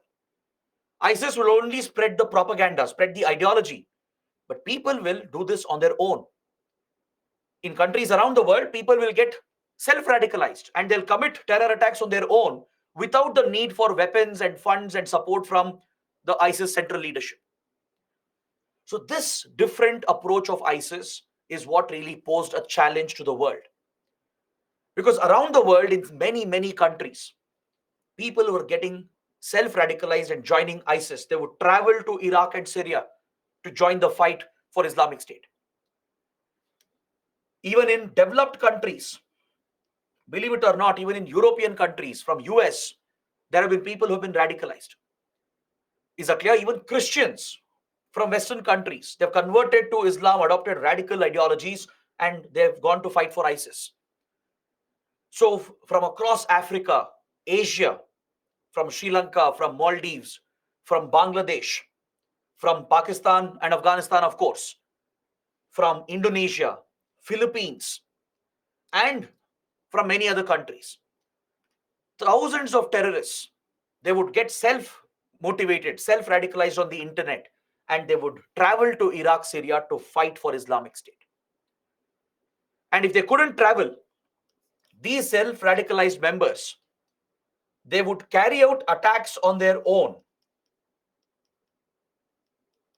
and later attribute the attack to Islamic State. Basically, local modules came up. ISIS modules started coming up around the world. Even though ISIS itself was not setting it up, it was just spreading the propaganda, the ideology on the internet.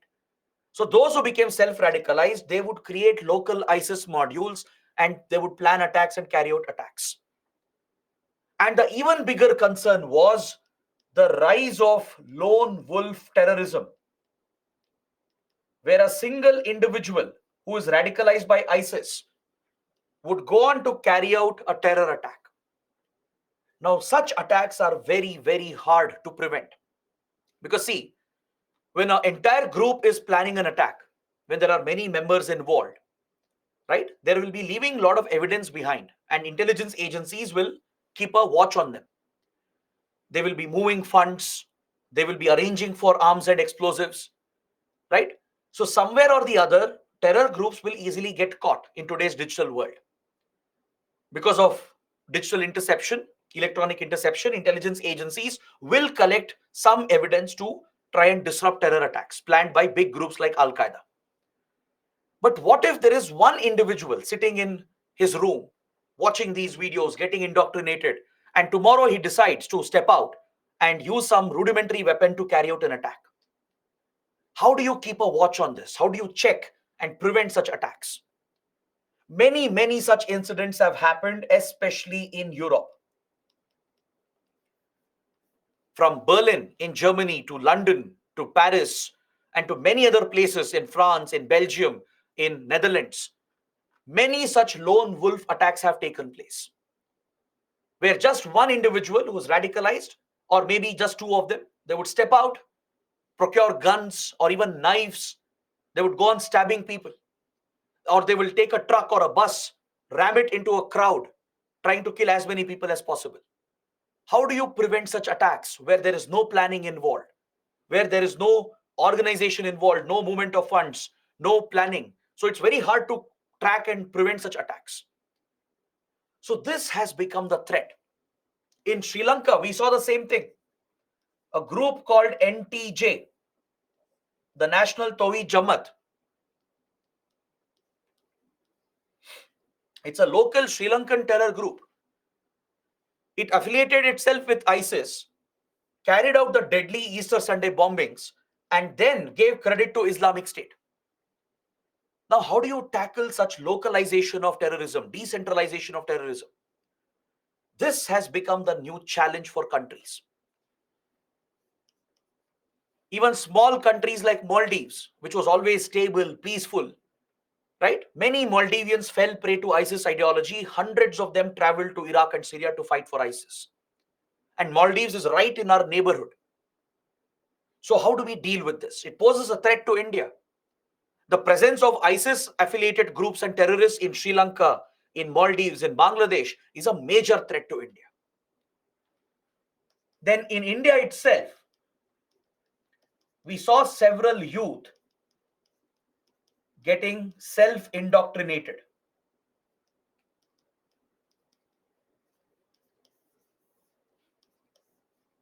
Is that clear? In many cases, it was even educated youth, engineers, IT professionals, doctors, right?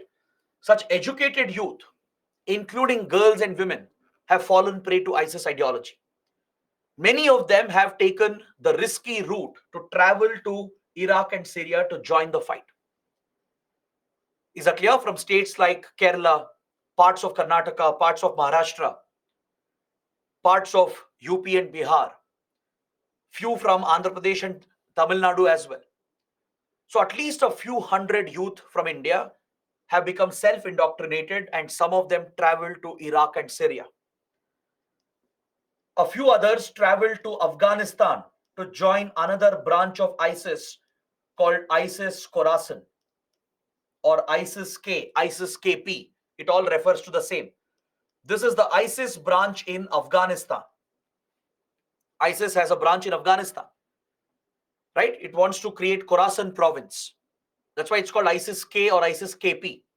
So many Indians traveled to Afghanistan as well to join ISIS-K. Many went to Turkey. From there, they would reach Iraq and Syria and join Islamic State. Some Indians have been killed in Iraq and Syria fighting for Islamic State. Some of them have come back to India. Now, how do we deal with this challenge? How do we deal with the online propaganda? How do we protect our youth, prevent them from radicalization? And how do we deal with those who have already joined ISIS, fought for ISIS and come back? So this has become the challenge.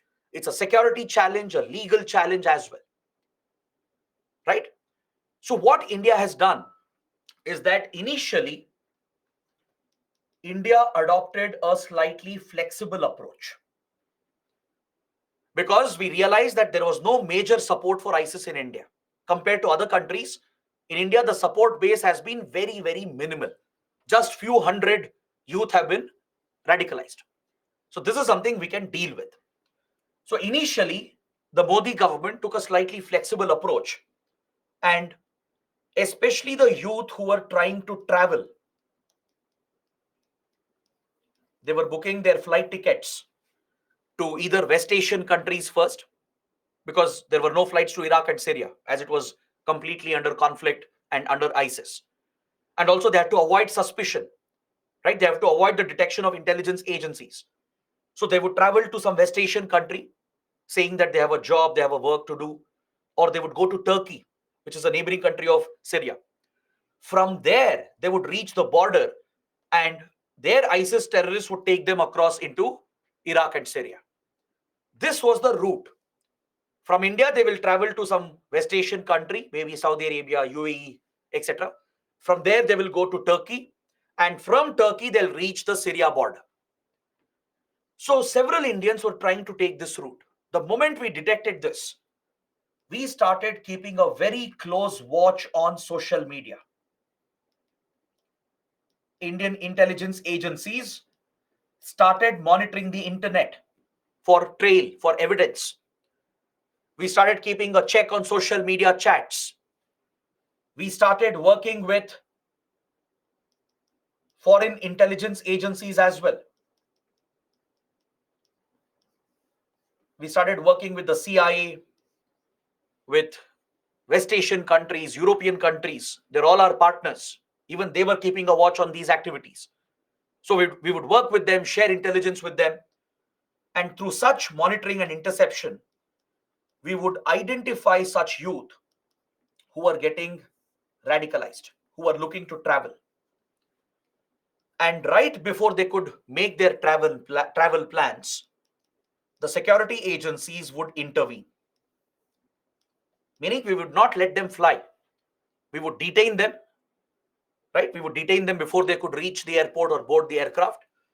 And instead of arresting them, because see, as of now, they wouldn't have committed any crime. They weren't involved in any terrorist activity.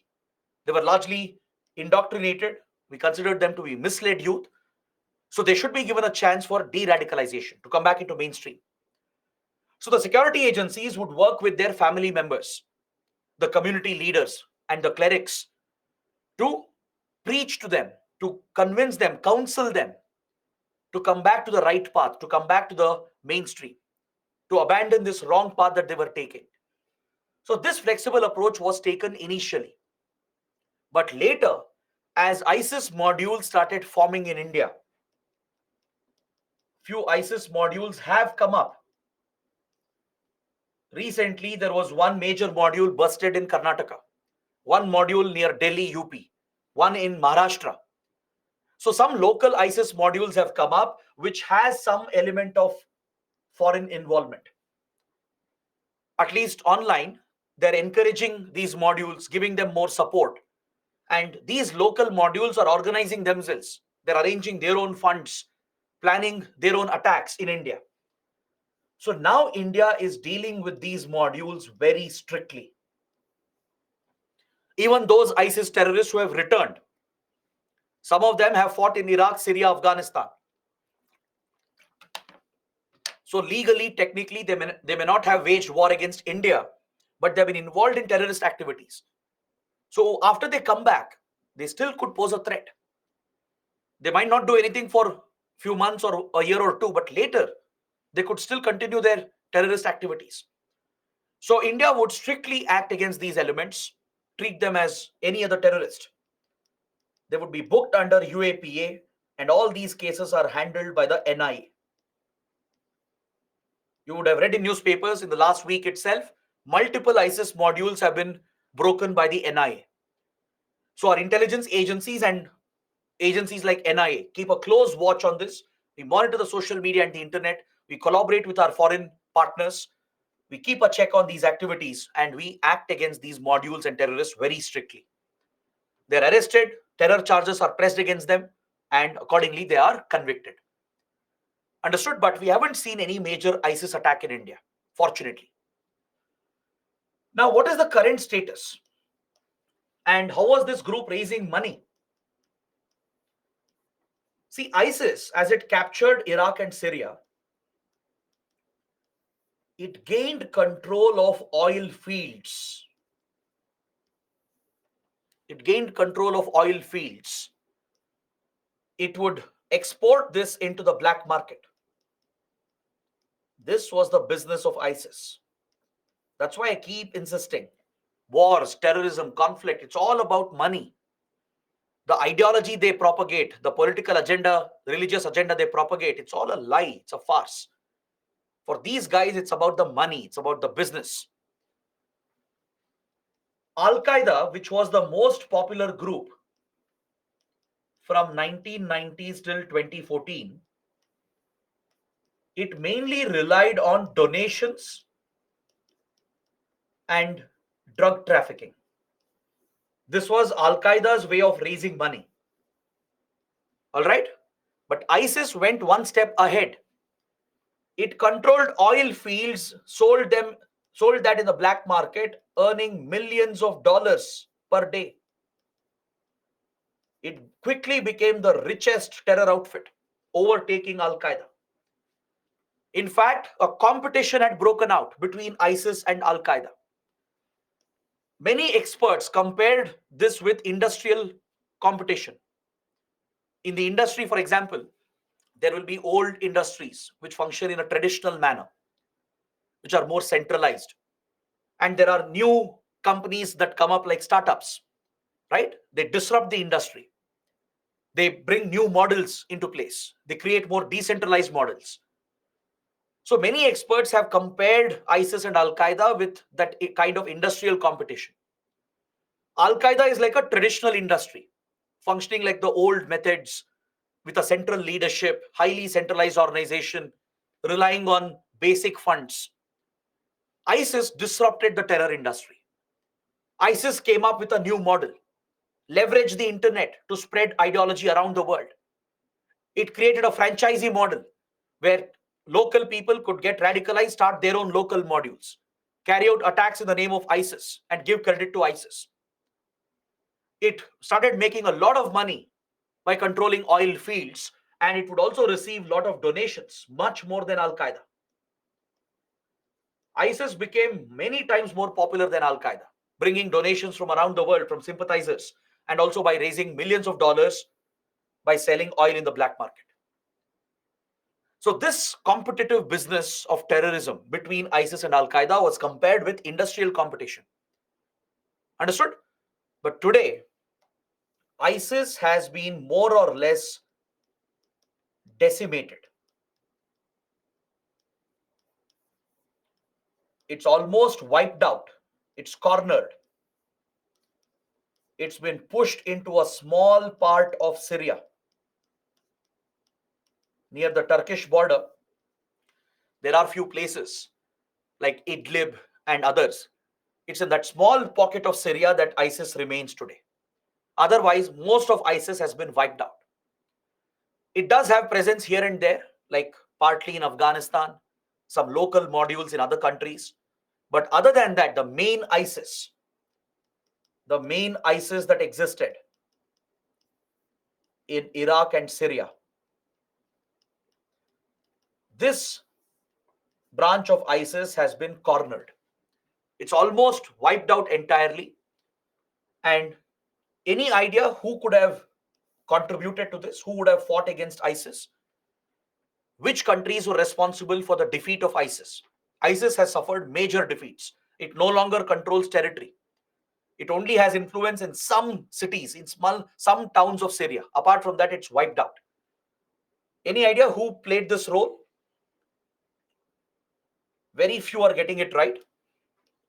One is United States. The other is Russia. US and Russia played a critical role in wiping out ISIS. It was a threat to all the countries. The US worked with the local Sunni powers.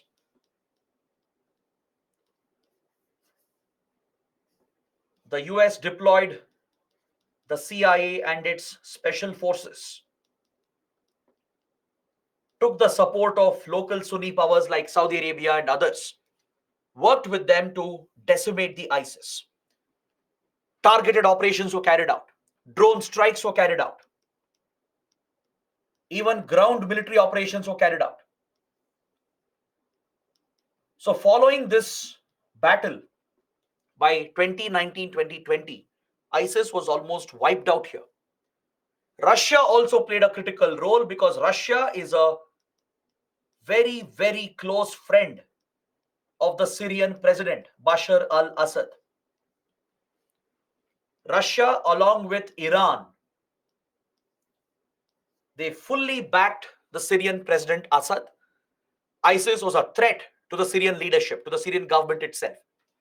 Russia has military bases here. It has a major naval base in Syria, which opens to the Mediterranean Sea. Obviously, Russia wanted to protect its interest and influence and stabilize the Syrian government. So it worked closely with Iran, and Russia conducted massive airstrikes. Russian Air Force, Russian intelligence, and a Russian private mercenary group called Wagner Group, which was recently in news in Ukraine. These Russian elements were deployed to target ISIS in Syria. Is that clear? Russian Air Force conducted major bombings to help the Syrian government, supplied more weapons to Syria.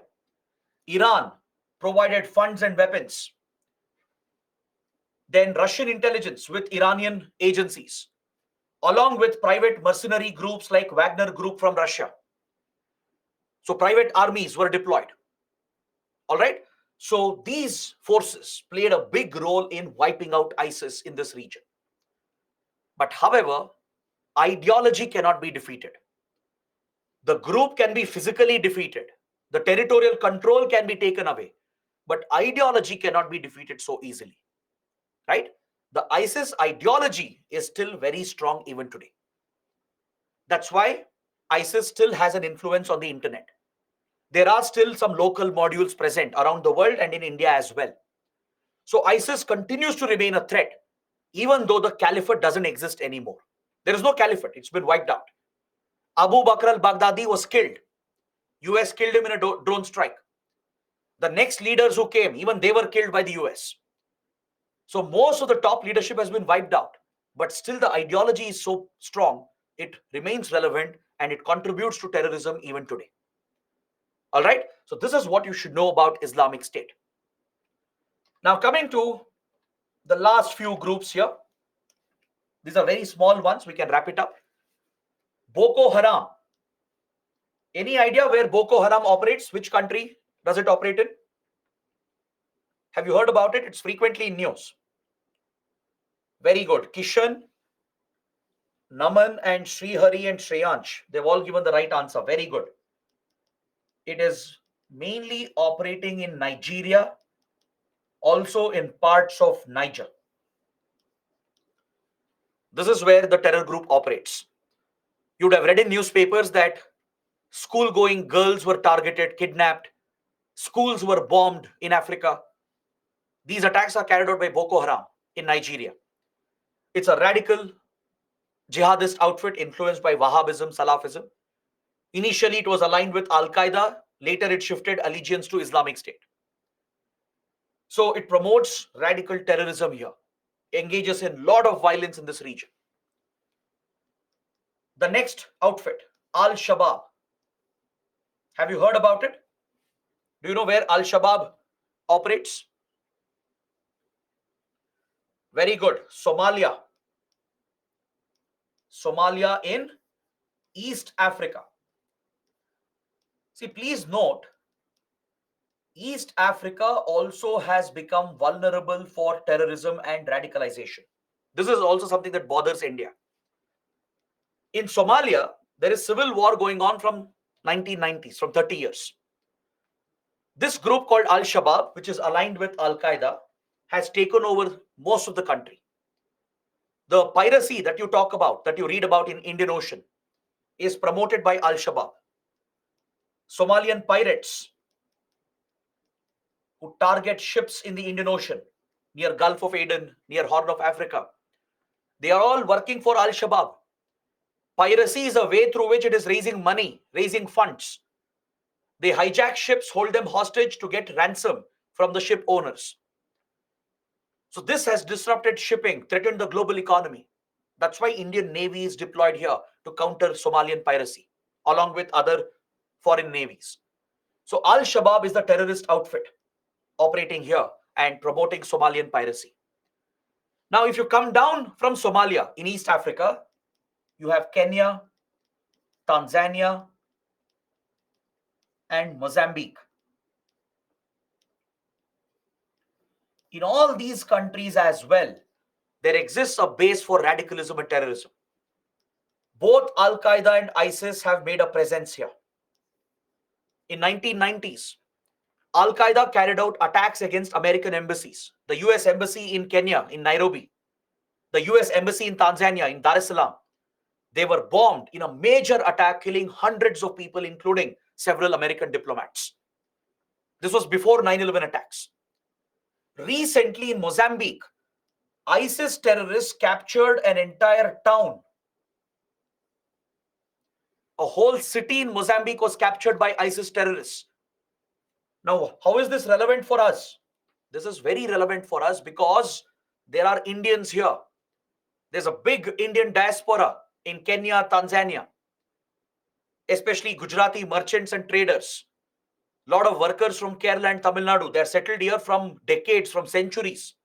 We have a civilizational relationship with this part of East Africa. And don't forget, these countries face the Indian Ocean. Whatever happens in the Indian Ocean affects India. Imagine if ISIS captured a coastal town in Mozambique. That will threaten shipping, that will threaten Indian Ocean, which is a threat to India. So these are some adverse developments we have noticed in East Africa as well. So when it comes to Africa, Northern Africa and East Africa are the most affected by Islamic terrorism.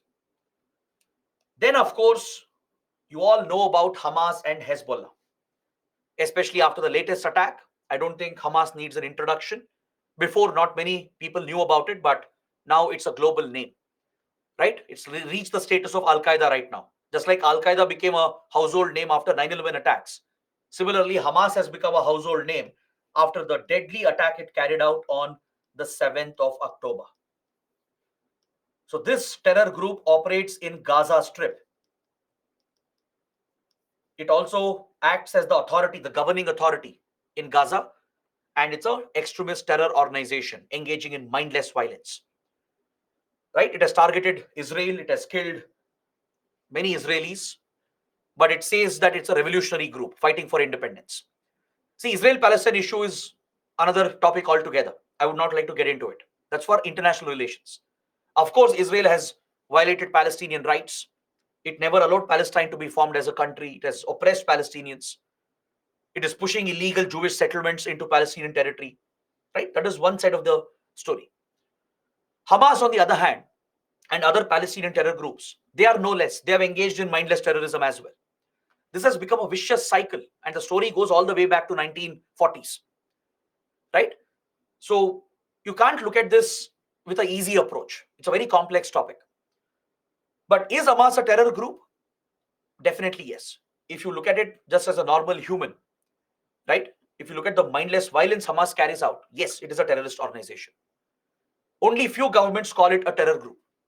European countries, US, Israel, some of them label Hamas as a terrorist outfit. Many Muslim and Arab countries, right, who are fully in favor of the Palestinian movement, they look at Hamas as a revolutionary liberation movement. Several countries support Hamas. They provide funds and weapons like Iran, Qatar, Syria, and others. These countries, they are directly involved in sponsoring, funding Hamas. There are other radical groups here as well, like the Muslim Brotherhood in Egypt. The Muslim Brotherhood in Egypt, which also has ties with Hamas. It's another radical organization. Qatar of late has become a major player in this area, in the area of terrorism and geopolitics. Qatar has good contacts with Taliban. That's why it negotiated with Taliban and US. Qatar acted as a mediator. While US and Taliban struck a deal, it was Qatar which carried out the negotiations at Doha. Qatar right now is playing a critical role in negotiations between Hamas, Israel, and US. Even with regard to Muslim Brotherhood in Egypt, Qatar is the one which has mainly financed and supported them. So there are many such radical forces here, and countries like Iran, Qatar, and others, they are the main sponsors. Even Turkey is no less. Turkey has also sponsored many groups. Saudi and UAE, even they are no less. They have sponsored many radical terror groups. Hezbollah is another group operating in Lebanon. It's a radical political organization, mainly a Shia outfit, sponsored by Iran and Syria. It targets Israel, targets US. All right, so these are the major terrorist outfits of the world. You need this picture on global terrorism. What if there is an essay topic? Given that terrorism is a big threat, what if UPSC asks an entire essay on global terrorism? How will you write about this topic without having this basic knowledge? Right? So that is why we have to spend more time on such important topics. We can't simply rush through them. We can't simply, cover the basic points. We have to go a little in depth, cover all these points, develop an in-depth analysis so you can present the same in your answers as well. So this completes my entire discussion on terrorism, religious fundamentalism. Please take a look at the previous questions that have come. There are a lot of questions from this chapter. You can expect more questions to come in the next year as well. You can expect an essay topic, as I told you. So please go through the questions. I'll try to discuss one or two. But first, I'll address your doubts. Let's look at your doubts and then the mains questions.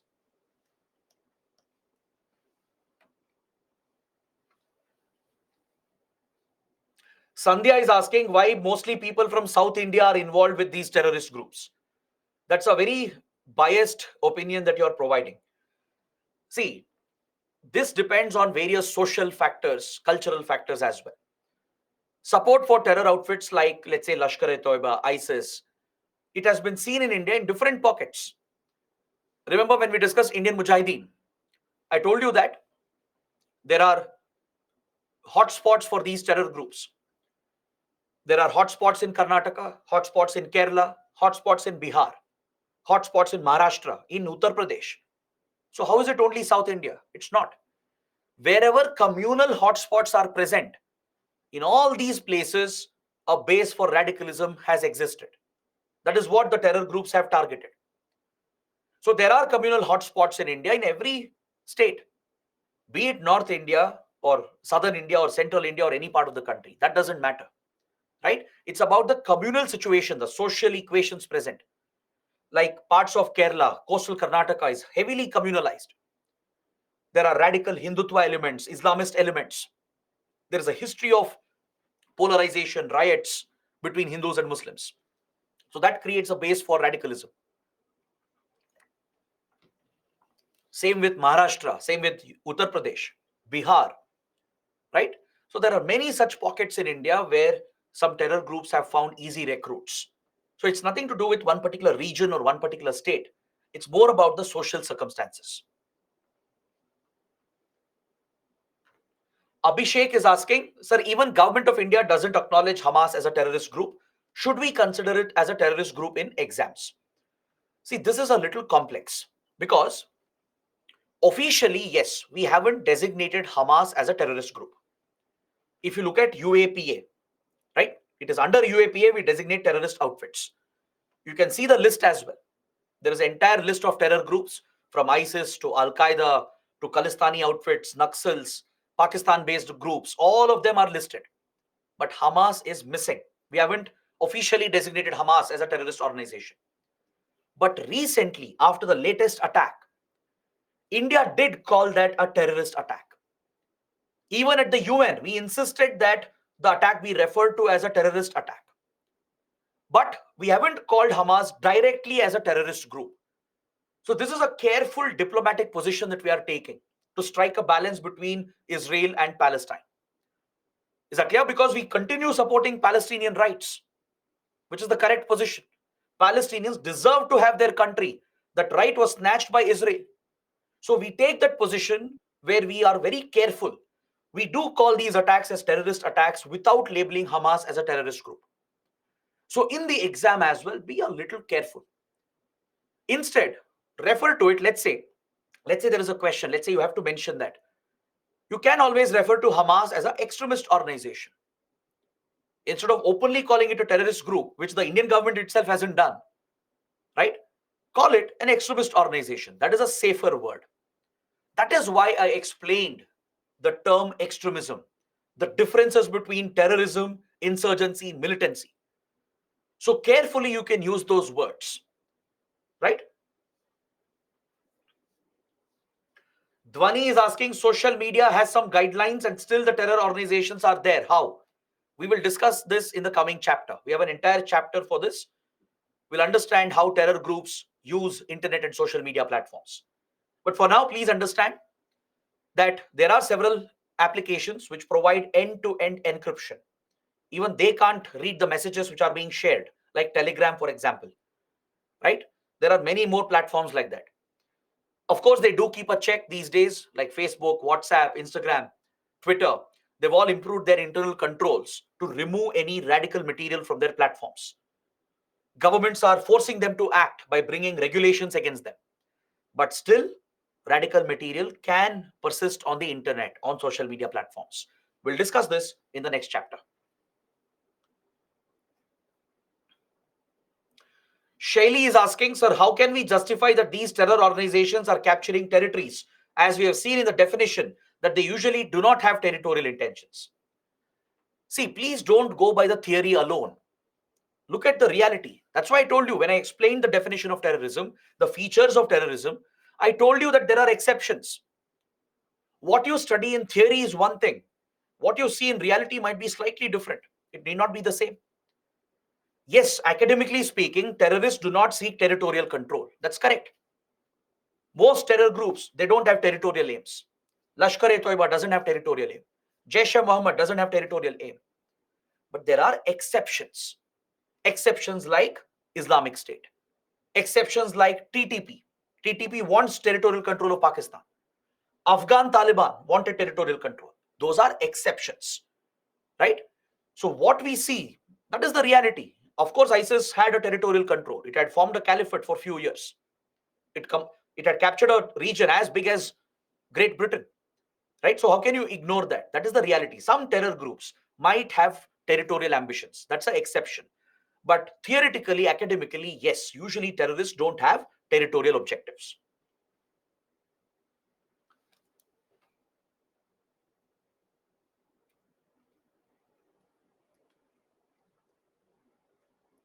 Sanskar is asking why Taliban can't reform itself to establish more modern government like UAE. This is a question you should ask Taliban itself. How can I answer why Taliban is not reforming? Right? That is their ideology. They have been rooted in radicalism. Their philosophy is radical ideology. So why will they change? Right? What's the purpose of the group if they change? So why are they not changing? Why will they not initiate reforms? Only Taliban can answer that.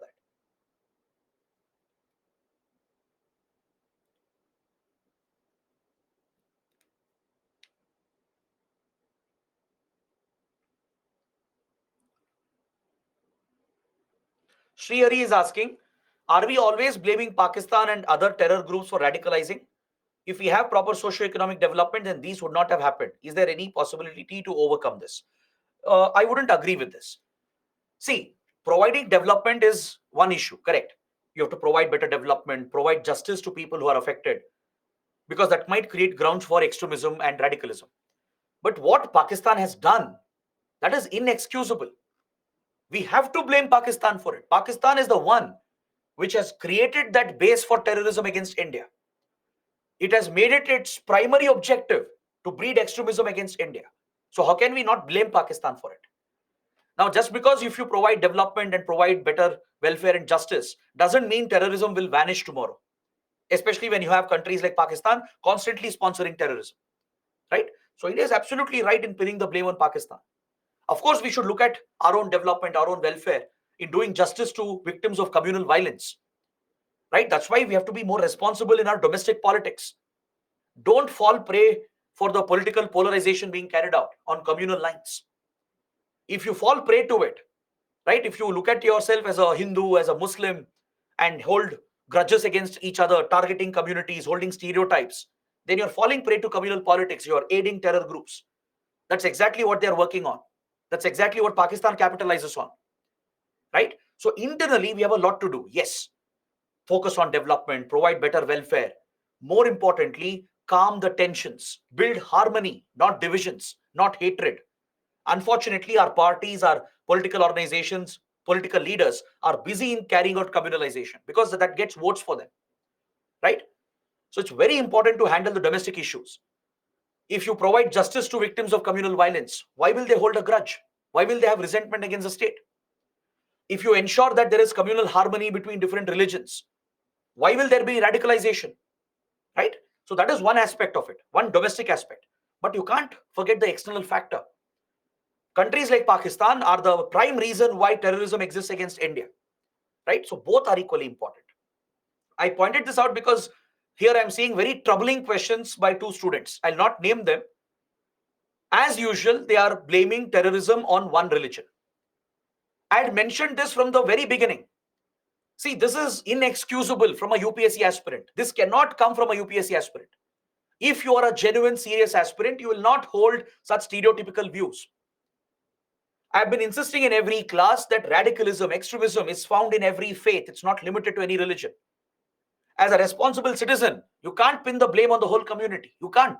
That is completely wrong. It's inexcusable in UPSC. If you ever mention this in your answers in the interview, UPSC will disqualify you. They will ensure you will not qualify this exam. Right? We expect the crowd to be a more mature crowd. The two questions I'm seeing here, it's really troubling me. Right? Again, I said, I'll not read the question, I'll not mention their names, but these are very troubling views that you are expressing. You cannot associate terrorism with any faith, with any particular religion. We have been discussing from all these classes that geopolitics, misinterpretation of religion, political opportunism, they are the ones which has given rise to terrorism. And you can see this in every faith. In every religion, you have strands of extremism. So such views, kindly try to temper it down. Look at it from an unbiased perspective. Right? This really angers me. Trust me. You cannot hold such extremist views as UPSC aspirants. Is that clear? Please make those corrections now. You still have time. That's why I told you, don't fall prey to what politics you're seeing in the real world. Don't get consumed by communalization. Develop a more broader view. And that is where UPSC exams will actually help you. Right? So kindly avoid this. If you ever mention this in your answers or in the interview, trust me, you are out of this exam. UPSC will ensure you'll not qualify this exam.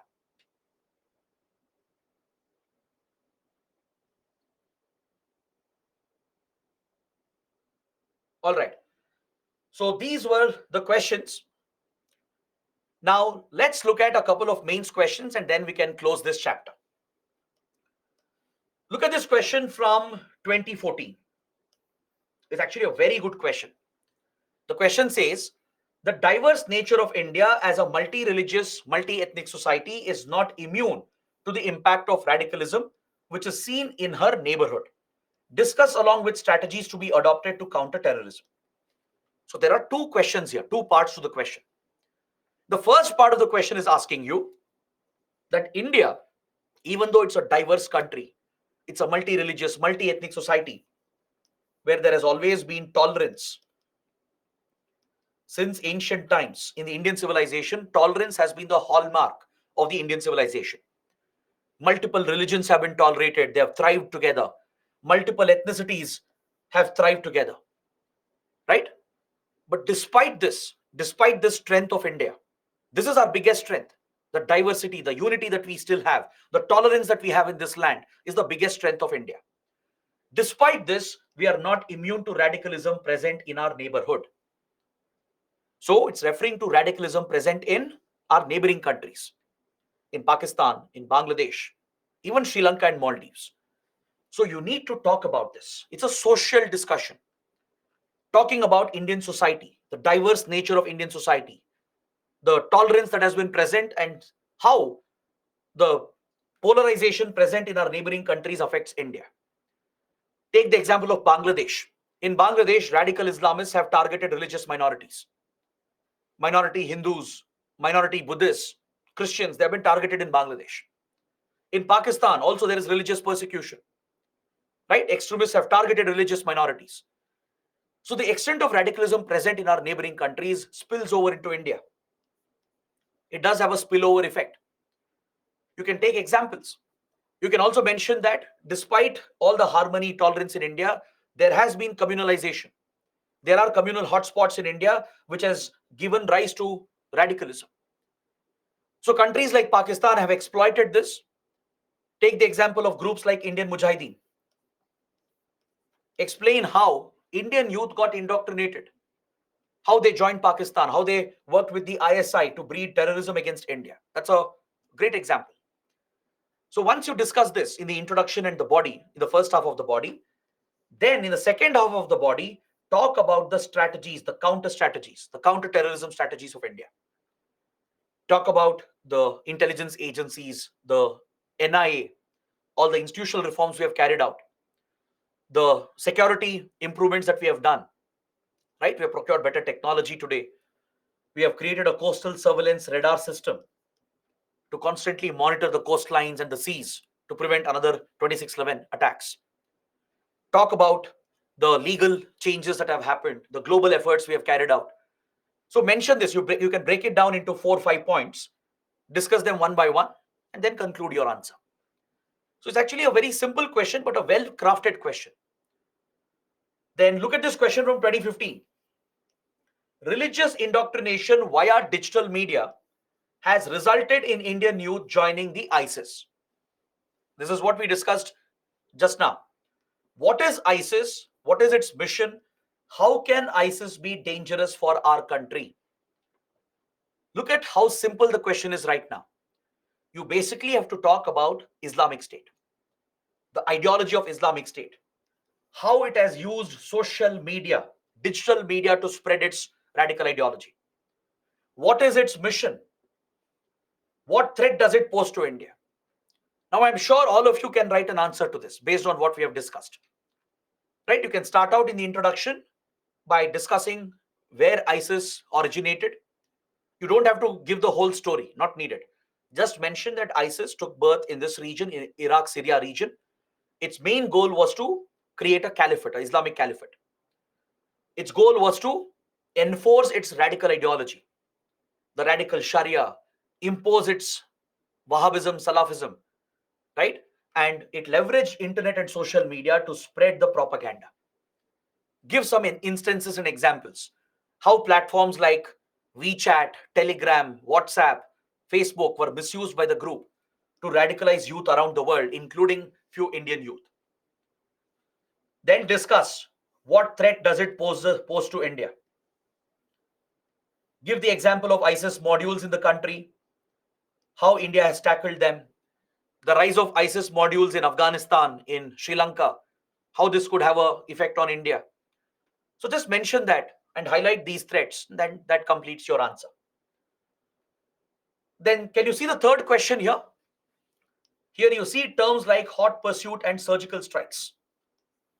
These terms are often used in connection with armed action against terror attacks. Discuss the impact, the strategic impact of these actions. It was asked in 2016. It was asked because India had just carried out a surgical strike after the Uri attacks. So a surgical strike is a precision strike. A precision strike across the border in another country, in foreign soil. That is what we call a surgical strike. This could be done by using special forces like we did in 2016. Special commandos, the elite commandos, they can infiltrate into foreign territory, strike the target and come back. Or you can conduct a surgical strike using missiles or even fighter jets. Missiles can hit accurately the target that you want to hit. You can hit terror camps, terror launch pads, the terrorist infrastructure. Right? You can launch these guided missiles or use fighter jets to bomb those targets. The Balkot airstrike was another example of a surgical strike. So surgical strike is when our armed forces enter a foreign country and conduct an operation on their land, on their territory. We did one surgical strike in Myanmar. In the same period in 2015, there was a rebel group, we'll discuss that in the next chapter, which had attacked the Indian army. So Indian army retaliated by infiltrating into Myanmar. The para commandos were sent to target this terrorist camp in Myanmar, where the terrorists were hiding. Right? So such military action taken by our forces, either by the army special forces or by the air force, right, or by using missiles, when you hit the territory of another country with a precision strike, that is called a surgical strike. Now this is controversial under international law. Why? Because you're breaching the sovereignty of another country. You might be targeting terrorists. According to you, your actions might be justified, but you're violating the sovereignty of another country, which is against international law. Correct? The other country might treat this as an act of war. They might retaliate, because no country will tolerate foreign military operations on their soil, on their land. Understood? So, under international law, there is no sanction for surgical strikes. That is why usually they are covert operations, meaning we don't acknowledge them, we don't disclose that in the public domain. But India went public with these operations. That's a different story altogether. India publicized the surgical strikes in Myanmar, the surgical strikes in Pakistan as well. Usually, governments will deny such surgical strikes because it has no international sanction. It means you have violated their sovereignty. So they will reserve the right to treat this as an act of war, to treat you as the instigator and retaliate against us. So surgical strikes can become controversial. Whereas the other term, hot pursuit, the term hot pursuit is used in the seas and the oceans. Beyond our territorial waters, we have international waters. Is that clear? Beyond our territorial waters, which is up to 12 nautical miles, beyond that, our jurisdiction ends. Our jurisdiction is there only in our territorial waters. From the coastline, you measure 12 nautical miles. That is our territorial waters. That is where we have full authority, full jurisdiction. Our laws will apply. Our security forces will have full powers in our territorial waters. But the moment you cross territorial waters, you are entering international waters, which is governed by the UN clause, the UN Convention on the Law of the Sea. So here, countries are given a right to engage in hot pursuit. What is pursuit? Pursuit is chase. You can chase terrorists, pirates, smugglers, and traffickers, even in international waters. You can chase them, you can attack their ships and boats, even kill them if they pose a threat to our security. This is sanctioned under international law. Is that clear? Especially in the contiguous zone, which lies next to our territorial waters. In this part of international waters, countries have a right to engage in hot pursuit. So our Navy, our Coast Guard, they enjoy these powers. This has international recognition. It's recognized under UN clause itself. The UN Convention on Law of the Sea provides the right to engage in hot pursuit, to chase terrorists, smugglers, and pirates in international waters if required. So that is the term hot pursuit. This is frequently used because we chase behind smugglers, pirates, and terrorists in the seas as well. So you have to explain these terminologies. They were in news that year in current affairs, and explain its impact. The impact is that it does have a deterrent impact. It will deter the terrorists, the criminals, and especially countries like Pakistan, which are sponsoring terrorism. It could have a short-term impact. It may not wipe out terrorism, it may not end all the threats, but at least it has a deterrent impact. Right? It will deter these actors, state and non-state actors, to not threaten our security. So if you can provide this explanation, right, that completes your answer. This is entirely based on current affairs of that year.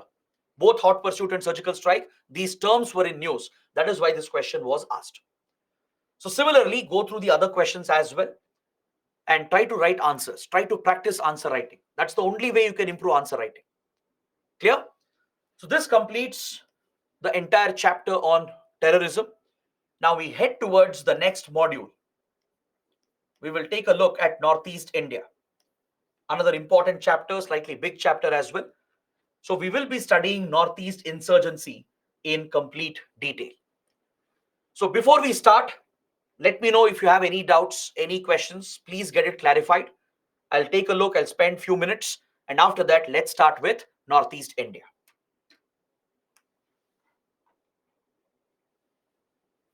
Kishan is asking, yesterday Home Minister told the Parliament that they mentioned the definition of terrorist under a law. What is that law? It is UAPA. UAPA provides the definition of terrorism. That's what the Home Minister was referring to. Rishika is asking why India publicized surgical strikes. It was mainly for political reasons, mainly to claim credit for the operation that the armed forces had conducted. That's why India faced a lot of criticism as well, especially the surgical strike in Myanmar, right? When the government leaders openly spoke about it in the media, the very next day they started claiming credit for it. Myanmar retaliated. Myanmar got very angry that India had revealed the secret operation. Between India and Myanmar, we have an understanding from many years. Even before such strikes have happened across the border, even in Pakistan, across the LOC, our forces have often crossed into POK and conducted such strikes. But previously, we've always remained silent. These are covert, classified operations, never to be spoken in the public domain, never to be acknowledged. But in the recent past, the government has gone public mainly to seek political credit, and this has had a backlash. Myanmar got very angry, and later India had to approach Myanmar and calm down Myanmar. Pakistan treated it as an act of war and said Pakistan will retaliate. It'll reserve the right to retaliate against India. Right?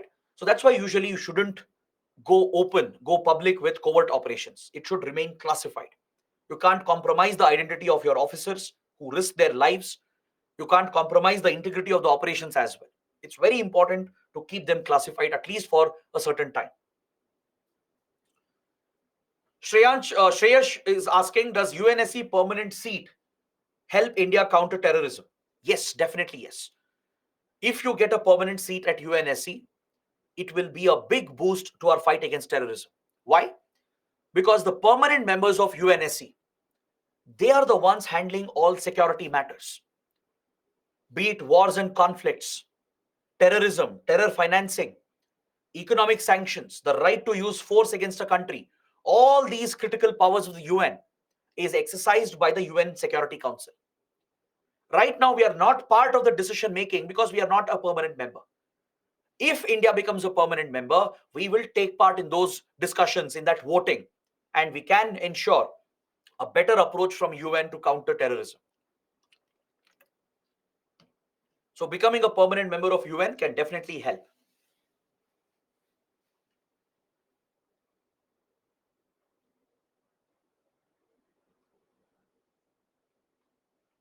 Any other question?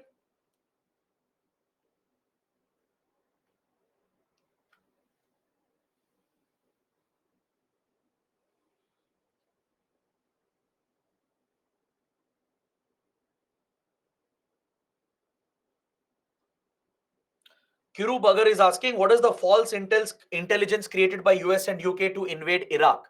They created false intelligence claiming that Saddam Hussein was developing WMDs, weapons of mass destruction, weapons such as chemical weapons, biological weapons, or even nuclear weapons. That is what US and UK indicated. They said they have intelligence that Saddam Hussein is building weapons of mass destruction. But after the invasion, they didn't find anything. Apart from rudimentary weapons, basic weaponry, they didn't find any WMD. Not a single WMD was found in Iraq. So that is the illegal invasion of US and UK into Iraq.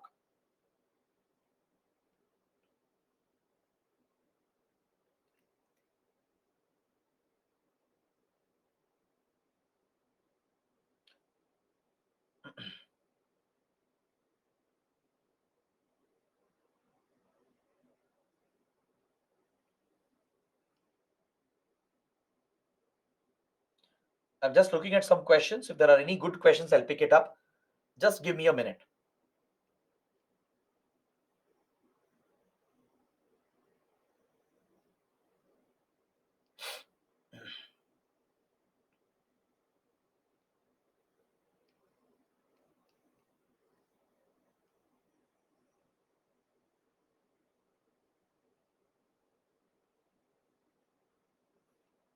All right. I see that most questions have been answered by the SMEs.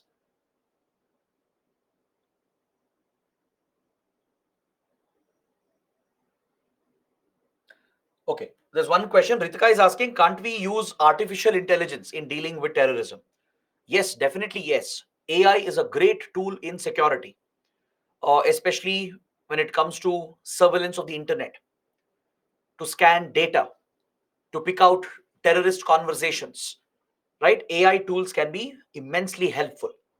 Even facial recognition technology can be immensely helpful, which is driven by AI algorithms, right? It can help you look for suspected terrorists and targets. At the same time, AI tools can be misused. It could lead to mass surveillance. It could lead to violation of your fundamental rights, right? So there are concerns, but definitely yes, AI tools can be used in our fight against terrorism. Okay. So guys, these were the questions. Now we have another 35 to 40 minutes left, and we will be starting with the next module, Northeast Insurgency. We'll take a look at Northeast India. First, we'll understand the general factors in the Northeast which has contributed to insurgency. Because if you remember the first class, I told you that Northeast India has seen multiple different insurgencies. Is that clear? At least a total of 50 to 60 different insurgent groups have been seen in Northeast India. From 1947 till now, insurgency remains active in Northeast India. But however, the root causes for insurgency from state to state, from group to group, is different. Insurgency in Assam is not the same as insurgency in Manipur. Insurgency in Nagaland is different from insurgency in Mizoram. The root causes vary from state to state, from region to region. Also from group to group. There are different groups in the same state. Like in Assam, there have been multiple insurgent groups fighting for different causes, different ideology.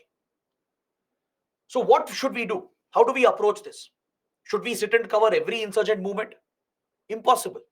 UPSC will not expect that as well from you. You can't cover so many insurgencies, not needed. Many of them were minor insurgent movements.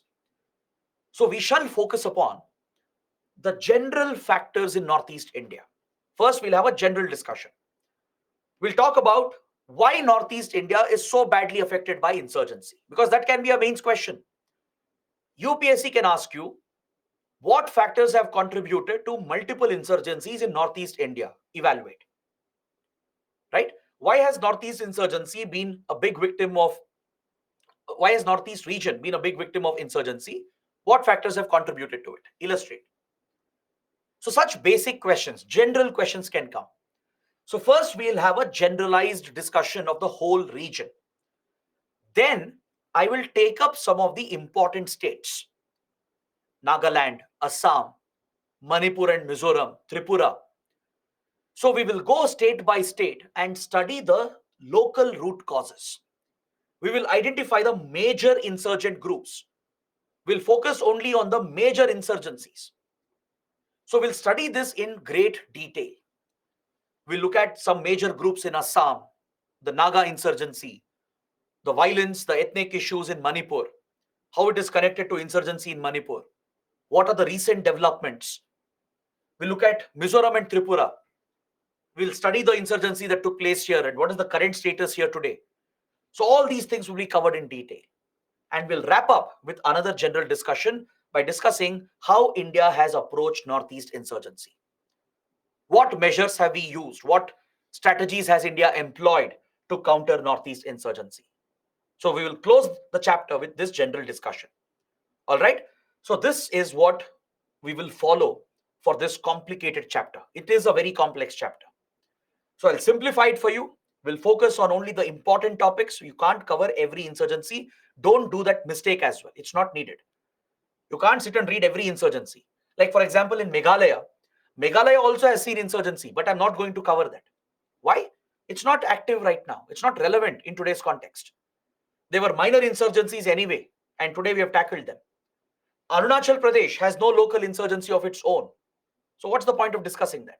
So we will leave out the minor topics, the smaller insurgencies, which are not relevant for the exam and in today's context. But all the other ones, the major ones, that we have to cover in detail. All right. So let's start with the general discussion. Let's look at the factors. Let's look at the general factors in Northeast India. The general factors in Northeast India which has contributed to insurgency in the region. How come the region is so badly affected? How come so many insurgencies have taken root? How come they have lasted from 1947 till now? There are some insurgencies that have lasted 70 plus years. So throughout these 7 decades, the region has been affected by different insurgent movements. So of course, there should be something which is contributing to it. So let's look at these reasons one by one. First, I'll start with the geographical factors. I suggest you write down the points along with me. Make a note of whatever I'm writing. Later, in the next few slides, those exact points are included in detail. You can look at the next the next four slides. They contain all the points. I've given the details, but I'll discuss them. Please write down the points along with me.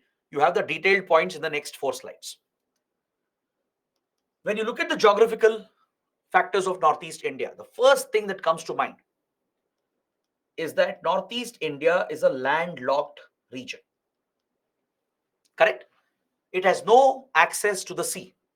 It doesn't have direct access to the sea.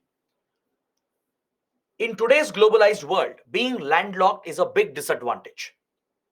In fact, not just today, even since ancient medieval times, a region, if it is landlocked, its trade opportunities get minimized, its economic opportunities get minimized.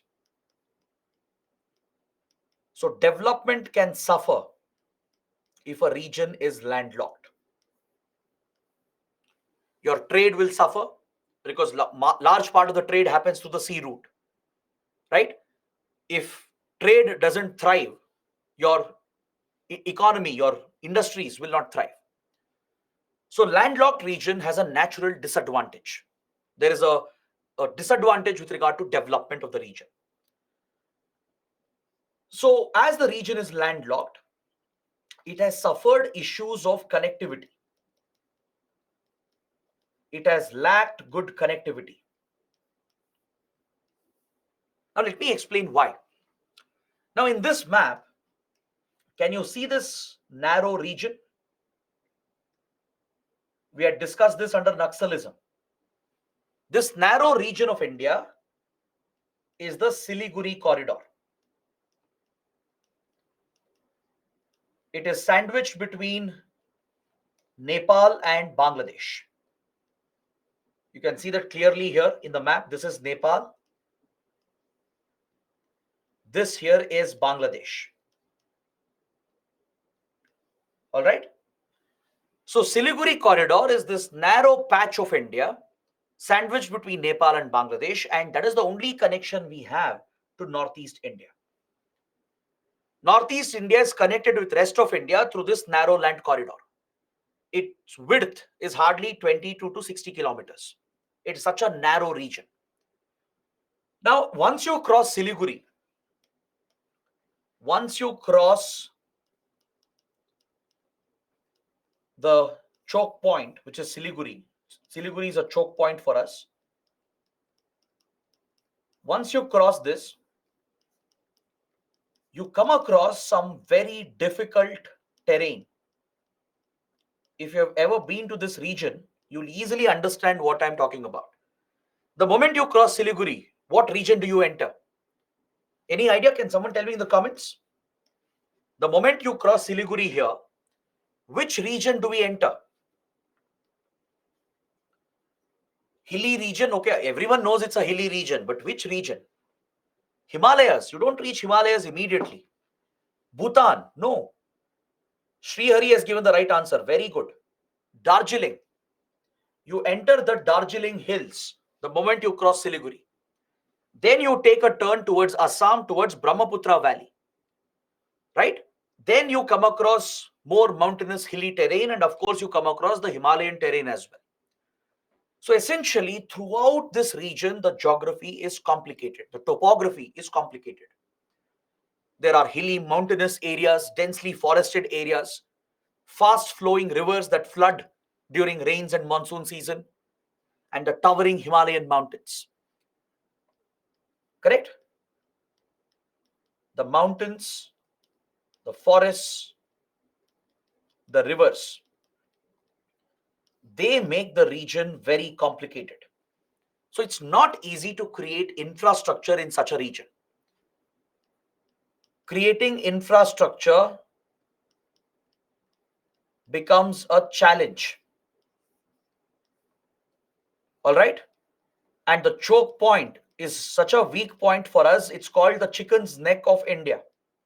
It's as weak as the neck of a chicken. It can be broken off. This fear exists from 1962 war with China, because Chinese forces came very close to Siliguri. So since then, we have feared that a foreign force like China could possibly cut off Siliguri, which will cut off access to Northeast India. Right? If someone blocks Siliguri, we will lose access to Northeast India. So that's why it's a choke point. It's a strategic choke point. So because of all these geographical factors, creating infrastructure, providing connectivity, providing development, creating economic opportunities is a big challenge. And as you know, if there is no development, it creates a ground for radicalism, creates a ground for extremism. Next, the next important point, I'll be talking about the society of Northeast India, which is also a geographical factor. It's a human geography factor. Northeast India is a multi-ethnic region. It is home to several indigenous tribes.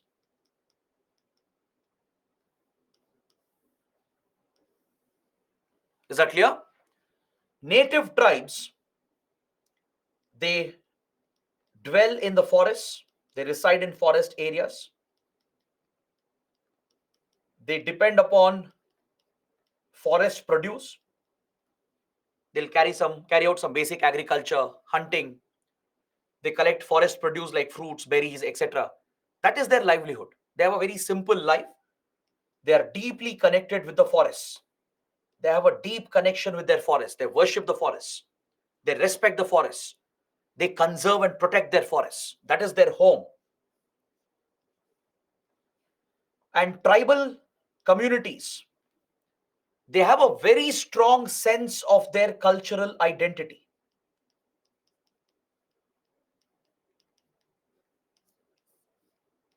They are very rooted to their language, to their customs, their faith, their beliefs and practices. This is their identity. This is what matters to them. So the forests matter to them, the land matters to them, and their cultural identity matters to them. So they're very protective about their culture, their rights, continuing their customs, protecting their cultural identity. Now, if there is any kind of outside interference,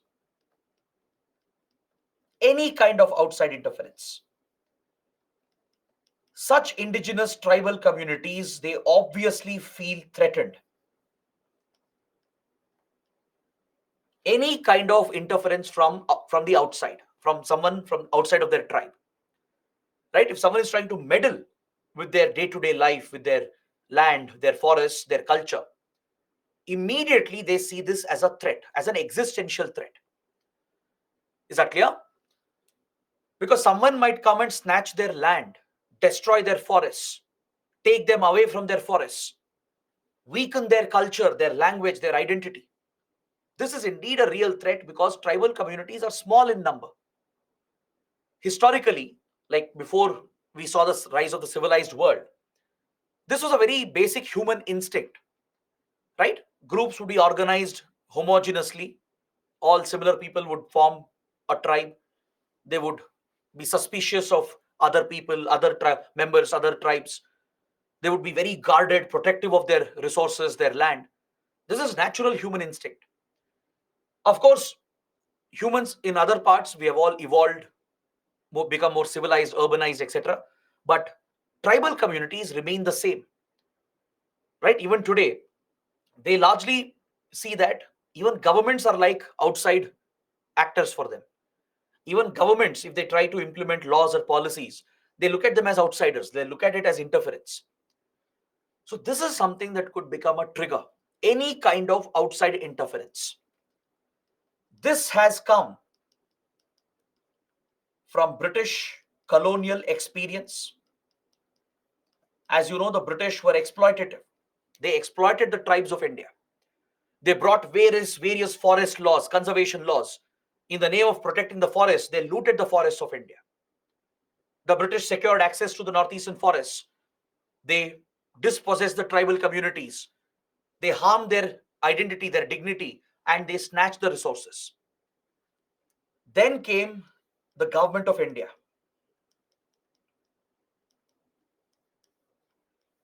Now, many of these indigenous communities, these ethnic groups and tribal groups, they've always seen themselves as distinct from rest of India. They've never connected with the rest of India. And this is true as well. Historically, culturally, several northeastern ethnic groups and tribal groups are disconnected from rest of the country. So in 1947, when the Union of India was formed, and when many of these regions were merged into the Indian Union, they saw this as a forceful merger.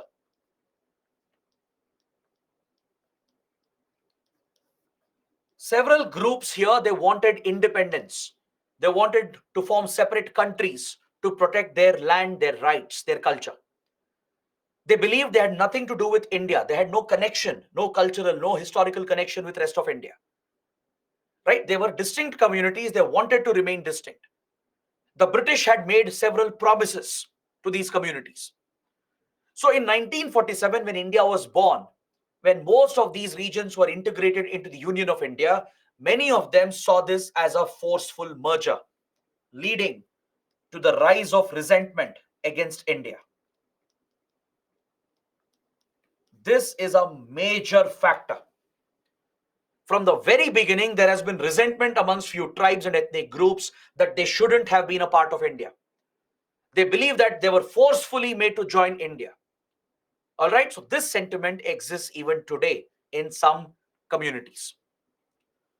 Next, talking about the threat from outsiders and outside interference, there could also be a lot of inter-tribal rivalries.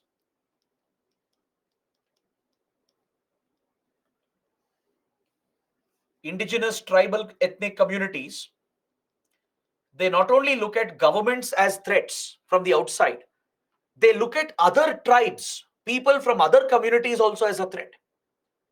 Like for example, between Metis and Kukis, there is lot of rivalry between them. Between Nagas and Metis, there is rivalry. Between Bodos and Assamese, there has been rivalry. Between Mizos and Assamese, there has been rivalry. These are inter-ethnic, inter-tribal rivalries that exist because they look at outsiders as a threat. They see that outsiders might snatch their land, affect their culture and their rights. So this leads many communities to be aggressive. It pushes many of these indigenous groups to be aggressive.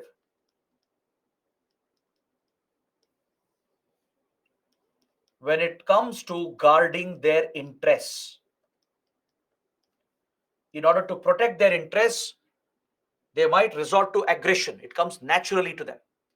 In fact, many ethnic groups and tribal groups, they are known for their martial skills. This is survival for them, to survive in the forest, to survive in the jungle. Since ancient medieval times, these tribes would have developed fighting skills, war fighting skills. Like Nagas, for example, they are renowned for their martial skills even today. In fact, Indian Army even today prioritizes Nagas to be recruited into special forces as commandos. It's not just about physical fitness, it's about the mental makeup. So the war fighting nature, the martial skill is ingrained into certain tribes and ethnic communities because they have to be aggressive to protect themselves. This is something they have faced since centuries, even before modern states came into existence, because they face threats from nature, from the wildlife, from other tribes and outsiders. So this could easily translate to violence in today's time, in modern times as well. All right, so please understand this. Please understand how the ethnic profile of Northeast India plays a role. Next, there are a few more points I want to bring up. The presence of so many international borders. Can you see the map? There are so many other countries present here that surround Northeast India. There is Bangladesh, of course, which earlier was East Pakistan. There is Myanmar. There is China, right? And somewhat to an extent, Nepal as well. It's in the same neighborhood, even though it's not exactly bordering Northeast India. It is part of the same region, the same neighborhood. So the presence of so many countries, so many international borders is a challenge. Why? Because from countries like East Pakistan, that is Pakistan essentially, before 1971, then later Bangladesh, from countries like Myanmar, we have received a lot of refugees, lot of illegal migrants.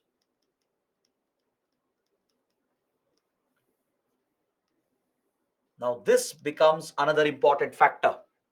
Even today, illegal migration continues from Bangladesh to an extent. Recently, refugee flow has again started from Myanmar to Northeast India. So, all these are outsiders, according to local tribes. For the native indigenous communities, refugees, illegal migrants coming from Bangladesh and Myanmar, they're all outsiders posing a threat to their land, their resources, and their culture. This, this entry of outsiders leads to socio-ethnic tensions. It could lead to demographic changes. The population profile might change. These indigenous tribal ethnic communities, they fear that if refugees, migrants are coming and settling, they will take away their land, they'll take away their forests and their resources. There could be inter-community marriages that will weaken their culture, their language, their identity. So due to this fear, right, they start resisting outsiders. They start holding grudge, resentment against refugees and migrants, and they blame the government for failing to prevent the flow of refugees and migrants. So this becomes a major issue, triggering socio-ethnic problems that leads to violence. And upon this, we have hostile neighboring countries. There are hostile state actors in the region who would love to exploit the situation. Hostile powers like China, Pakistan, and sometimes Bangladesh.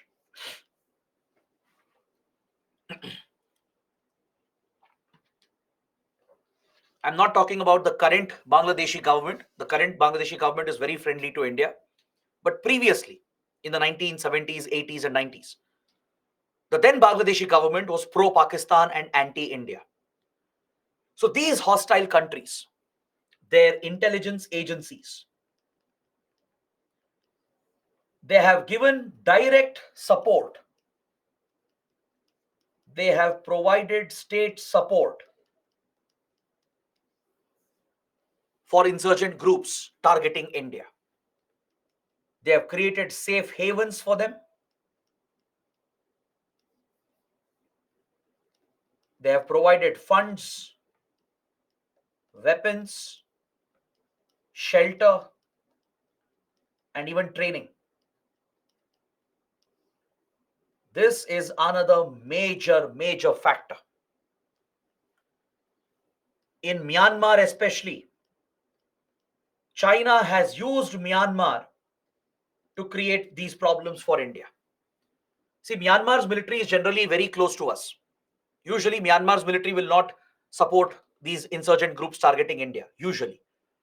But China has a history, Chinese security and intelligence agencies, especially after 1962 war. They have conveniently used Myanmar as a base to target India. They have created these safe havens for terror insurgent groups that target India. Same with Pakistan. Pakistan's ISI has used East Pakistan and later Bangladesh to create a safe haven for multiple insurgent groups. So, state support exists for these insurgents which are engaged in acts of terrorism against India. This is another major contributing factor. Please identify the border states here. Border states like Mizoram, Manipur, Nagaland, Arunachal Pradesh. These are the states sharing the border with Myanmar. Correct? Then Tripura, Meghalaya, Assam, they share boundaries here with Bangladesh, along with West Bengal and Mizoram. So essentially, all the northeastern states have international boundaries. So the presence of so many international borders with hostile state actors who are supporting insurgents and terrorists is what creates the threat for India.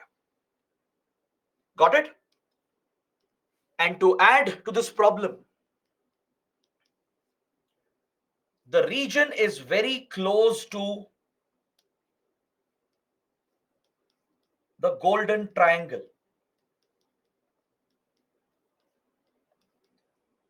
Northeast India is located right next to the Golden Triangle. What's the Golden Triangle? Let me explain.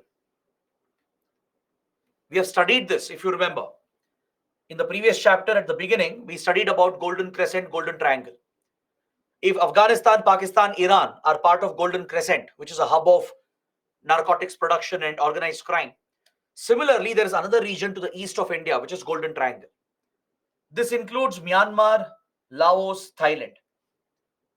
The junction of these countries, Myanmar, Laos, Thailand in Southeast Asia, this is called the Golden Triangle.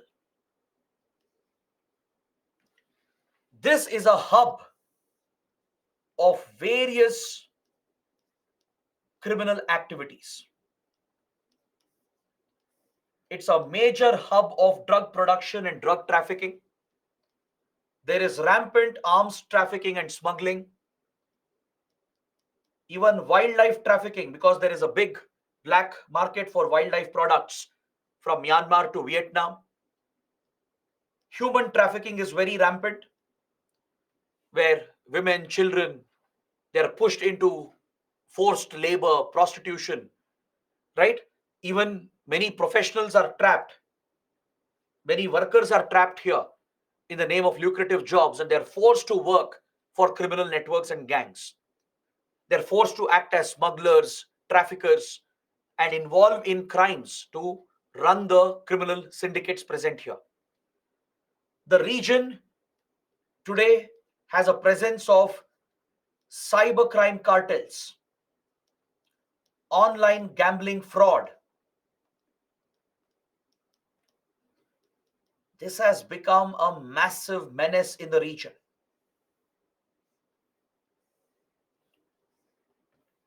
Is that clear? Right across our border, there is easy availability of drugs, easy availability of arms, weapons, explosives, availability of money, because there are so many criminal activities thriving. Any radical insurgent group, they just have to take up these activities, help the criminal syndicates, and they get a commission. They can use the drugs to indoctrinate the youth, to get them addicted and brainwash them and radicalize them. Right? They can raise the weapons needed for their armed operations. They can easily hunt the wildlife. They can poach rhinos, tigers, elephants, and all the threatened species. They could poach the trees and the precious trees present, and they can smuggle this to make a lot of money through the wildlife trafficking market. They can push women, children, and others into human trafficking rings to force them into labor, forced work, or prostitution, etc. Cyber crimes and online fraud also has increased. Several criminal gangs, they have set up these massive centers here, which is like the Jamtara of India, right? I hope you know in Jamtara, which is a major hub for cyber crimes, online frauds, etc.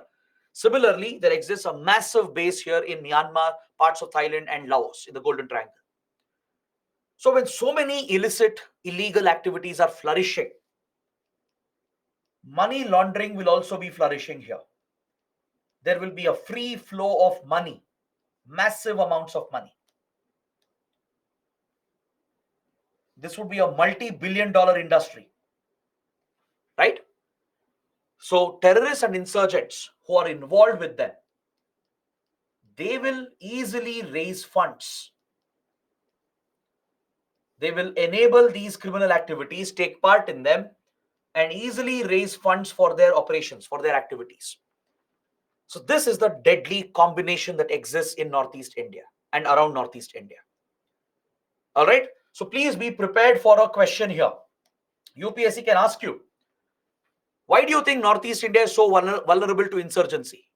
What common factors have contributed to multiple insurgencies in Northeast India? These are the factors.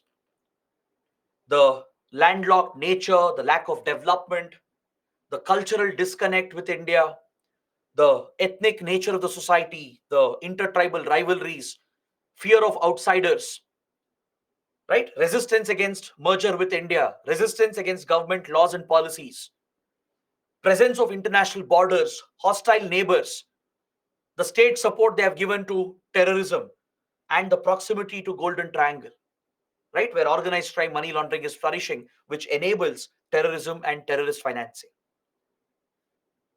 Now, apart from all these reasons, there is another big reason.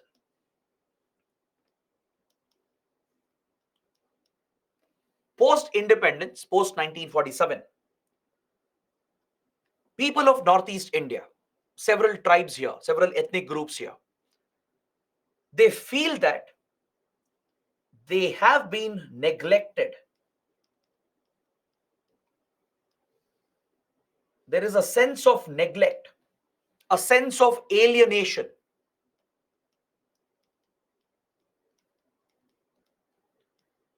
They feel that the government of India has not cared about them. The government of India has not cared about the region. Even the state governments have not cared about the people and their rights and their issues. Now, this is a major factor for resentment. When there is a general sense of alienation with the rest of the country, see, they don't connect with rest of India culturally, historically, right? Which is a fact as well. But after independence, and at least many decades after independence, they would have expected better growth, better welfare, better education, better job opportunities. But even today, Northeast India is struggling, right? Several youth from Northeast India, they move out from here. They try to come to Indian cities, other cities like Delhi, Chennai, Bengaluru, Hyderabad. They come for education, work, right? They struggle to find employment opportunities. They struggle to keep their families afloat. They look at other parts of India which have thrived, which have developed, whereas their own region has been neglected. At least in the initial decades, this was true. See, in last 30 years, we are not neglecting Northeast India. Last 30 years have been very good. From 1990s at least, there is more focus on developing Northeast India in providing development, better connectivity, better welfare. But from 1950s, or I would say from 1947 to 1980s, there was some element of neglect. It was a faraway region. right? Delhi was far away, the capital was far away. Politically, the region was not too important. Geopolitically as well, back then it wasn't so critical, right? And culturally, people of India didn't associate with Northeast India. Even today, there are cultural stereotypes. See, we talk about racial discrimination in other countries. We say that when we go to Europe, when we go to Australia or US, we face racial discrimination, right? But within India, we practice racial discrimination against people of Northeast India. They are our own people, our citizens, our brothers and sisters. And yet, in rest of India, there is discrimination against people from Northeast India. You would have seen this, right? You might have seen this in your friend circle. There could be friends from Northeast India who are studying in your colleges, working with you. They find it extremely difficult to find accommodation. People don't rent houses, right? They look at them with suspicion. They use racial slangs and stereotypes to abuse them, to harm their dignity. Look at mainstream media. Look at your newspapers, your TV news channels. Look at your popular media, Bollywood. How much representation do they give to Northeast India? Some small issue in Mumbai or Delhi gets blown out of proportion. Major crisis in Northeast India doesn't even hit the headlines. There will be floods in Brahmaputra, floods in Barak. Hundreds of people will be killed, thousands displaced. Yet, media attention will be missing. There could be a major attack by insurgents, yet it will not get the media attention. The region has in general been ignored, neglected, not just by the government, but by the people of India. That's a harsh reality. Upon that, there is racial discrimination, stereotyping. So this has created a sense of alienation, that they don't belong to the country, that they have been neglected by the rest, by the government. This is a major contributing factor. Is that clear? So all these points I have listed in the next few slides. Please take a look and make a note of it. You should be prepared for a question. You should be ready to take up a question on this. Now, last point before we end the class for today. Take down the chronological order in which insurgencies broke out in different states. The first insurgency was in Nagaland, starting from 1947 itself. Even before India became independent, right before India's independence, Naga insurgency started and it escalated in 1950s. Then came insurgency in Manipur and Mizoram in the 1960s. And then insurgency broke out in Tripura and Assam in 1970s. This is the chronological order in which insurgencies broke out. The major insurgent groups here, which have sustained for decades, which have posed the biggest threat, include these outfits. The NSCN, the National Socialist Council of Nagaland, the Naga insurgent group. The ULFA from Assam, United Liberation Front of Assam. The UNLF, which was recently in news, United National Liberation Front from Manipur. It's a Meitei outfit. We have recently signed a peace agreement just a few days back. The PLA, the People's Liberation Army, again from Manipur, a Meitei-based outfit. Then NDFB, National Democratic Front of Bodoland. Mizo National Front. Kamtapur Liberation Organization. All Tripura Tiger Force. National Liberation Front of Tripura. And many more. So this is what we will study in this chapter. In the next class, we will cover all these important groups. We will discuss Naga insurgency in Assam led by ULFA, Bodo insurgency in Assam, problems in Manipur, Mizo insurgency, the Tripuri insurgency in Tripura. I'll also mention the Kamtapur movement. So all these are the major insurgencies that we will focus upon. These are the major ones because they have persisted for a longer time. Like Naga insurgency has lasted as long as India, independent India. Groups like ULFA, NDFB, UNLF have lasted 40, 50 years. So resolving the conflict with these groups will have the highest impact in stabilizing the region and in conflict resolution. Our priority is to tackle these groups, bring down their violence, force them to surrender, and negotiate with them. Talk to them, work out a peace accord, sign a peace deal, and provide for better development. This has been the approach we have taken, and that is why these groups become the most important. So we will study this in the next class. Here I have given you a summary of all the general factors, the common factors that we discussed. Got it? So please go through these initial slides, which we have already covered.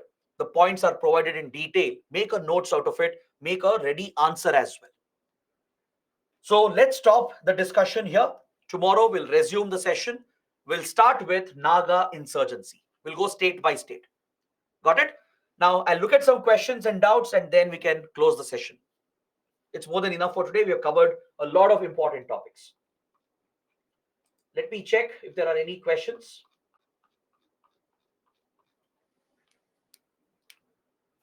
Abhijit is asking, sir, please repeat how refugees, illegal migrants are cause for Northeast insurgency. Don't worry, we'll study this tomorrow as well. But just to give you an idea, refugees, illegal migrants are coming from outside. Right? If outsiders are coming in large numbers and settling, locals will feel threatened. The local communities, they feel they will lose their land. They'll lose their resources. There could be inter-community marriages that might start happening, which could weaken their culture, their language. So all these factors leads the tribal and indigenous ethnic groups to resist outside groups, be it refugees or illegal migrants. When the issue is not addressed, it leads to violence. They will blame the government for failing to prevent it, and they'll launch a war, an insurgent war against the state. How to recall the organizations? By revision. Right? Tomorrow we will discuss in detail. You'll understand everything, and then you have to revise. That's the only way. Pravasini is asking, can spy satellites help raw IB to gather intelligence? Yes, obviously. We use satellites to generate satellite intelligence. Not just for IB and raw, but for armed forces, even border guarding forces. Today, satellites are a key tool in intelligence gathering. Rajneesh is asking, is ISIS radicalization of Indian youth? Is it part of the 100 cuts wove taken by Pakistan? No. Pakistan has very little involvement with ISIS. ISIS movement is independent of what Pakistan has done. That's why I discussed that separately.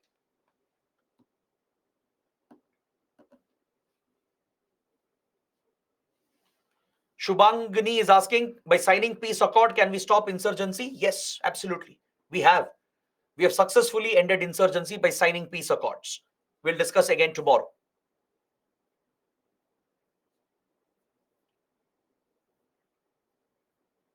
Himani is asking, do tribal groups in other northeastern states have issues with the patronizing big brother influence of Assam in the vicinity? Absolutely right. Very good point, Himani. See, Northeast India, if you look at all the states and all the groups, which state do you think is the most prominent and dominant? Obviously, Assam. It is the largest state, largest population, largest economy. More importantly, the natives of Assam, the Assamese, they have been the most dominant ethnic group in the region.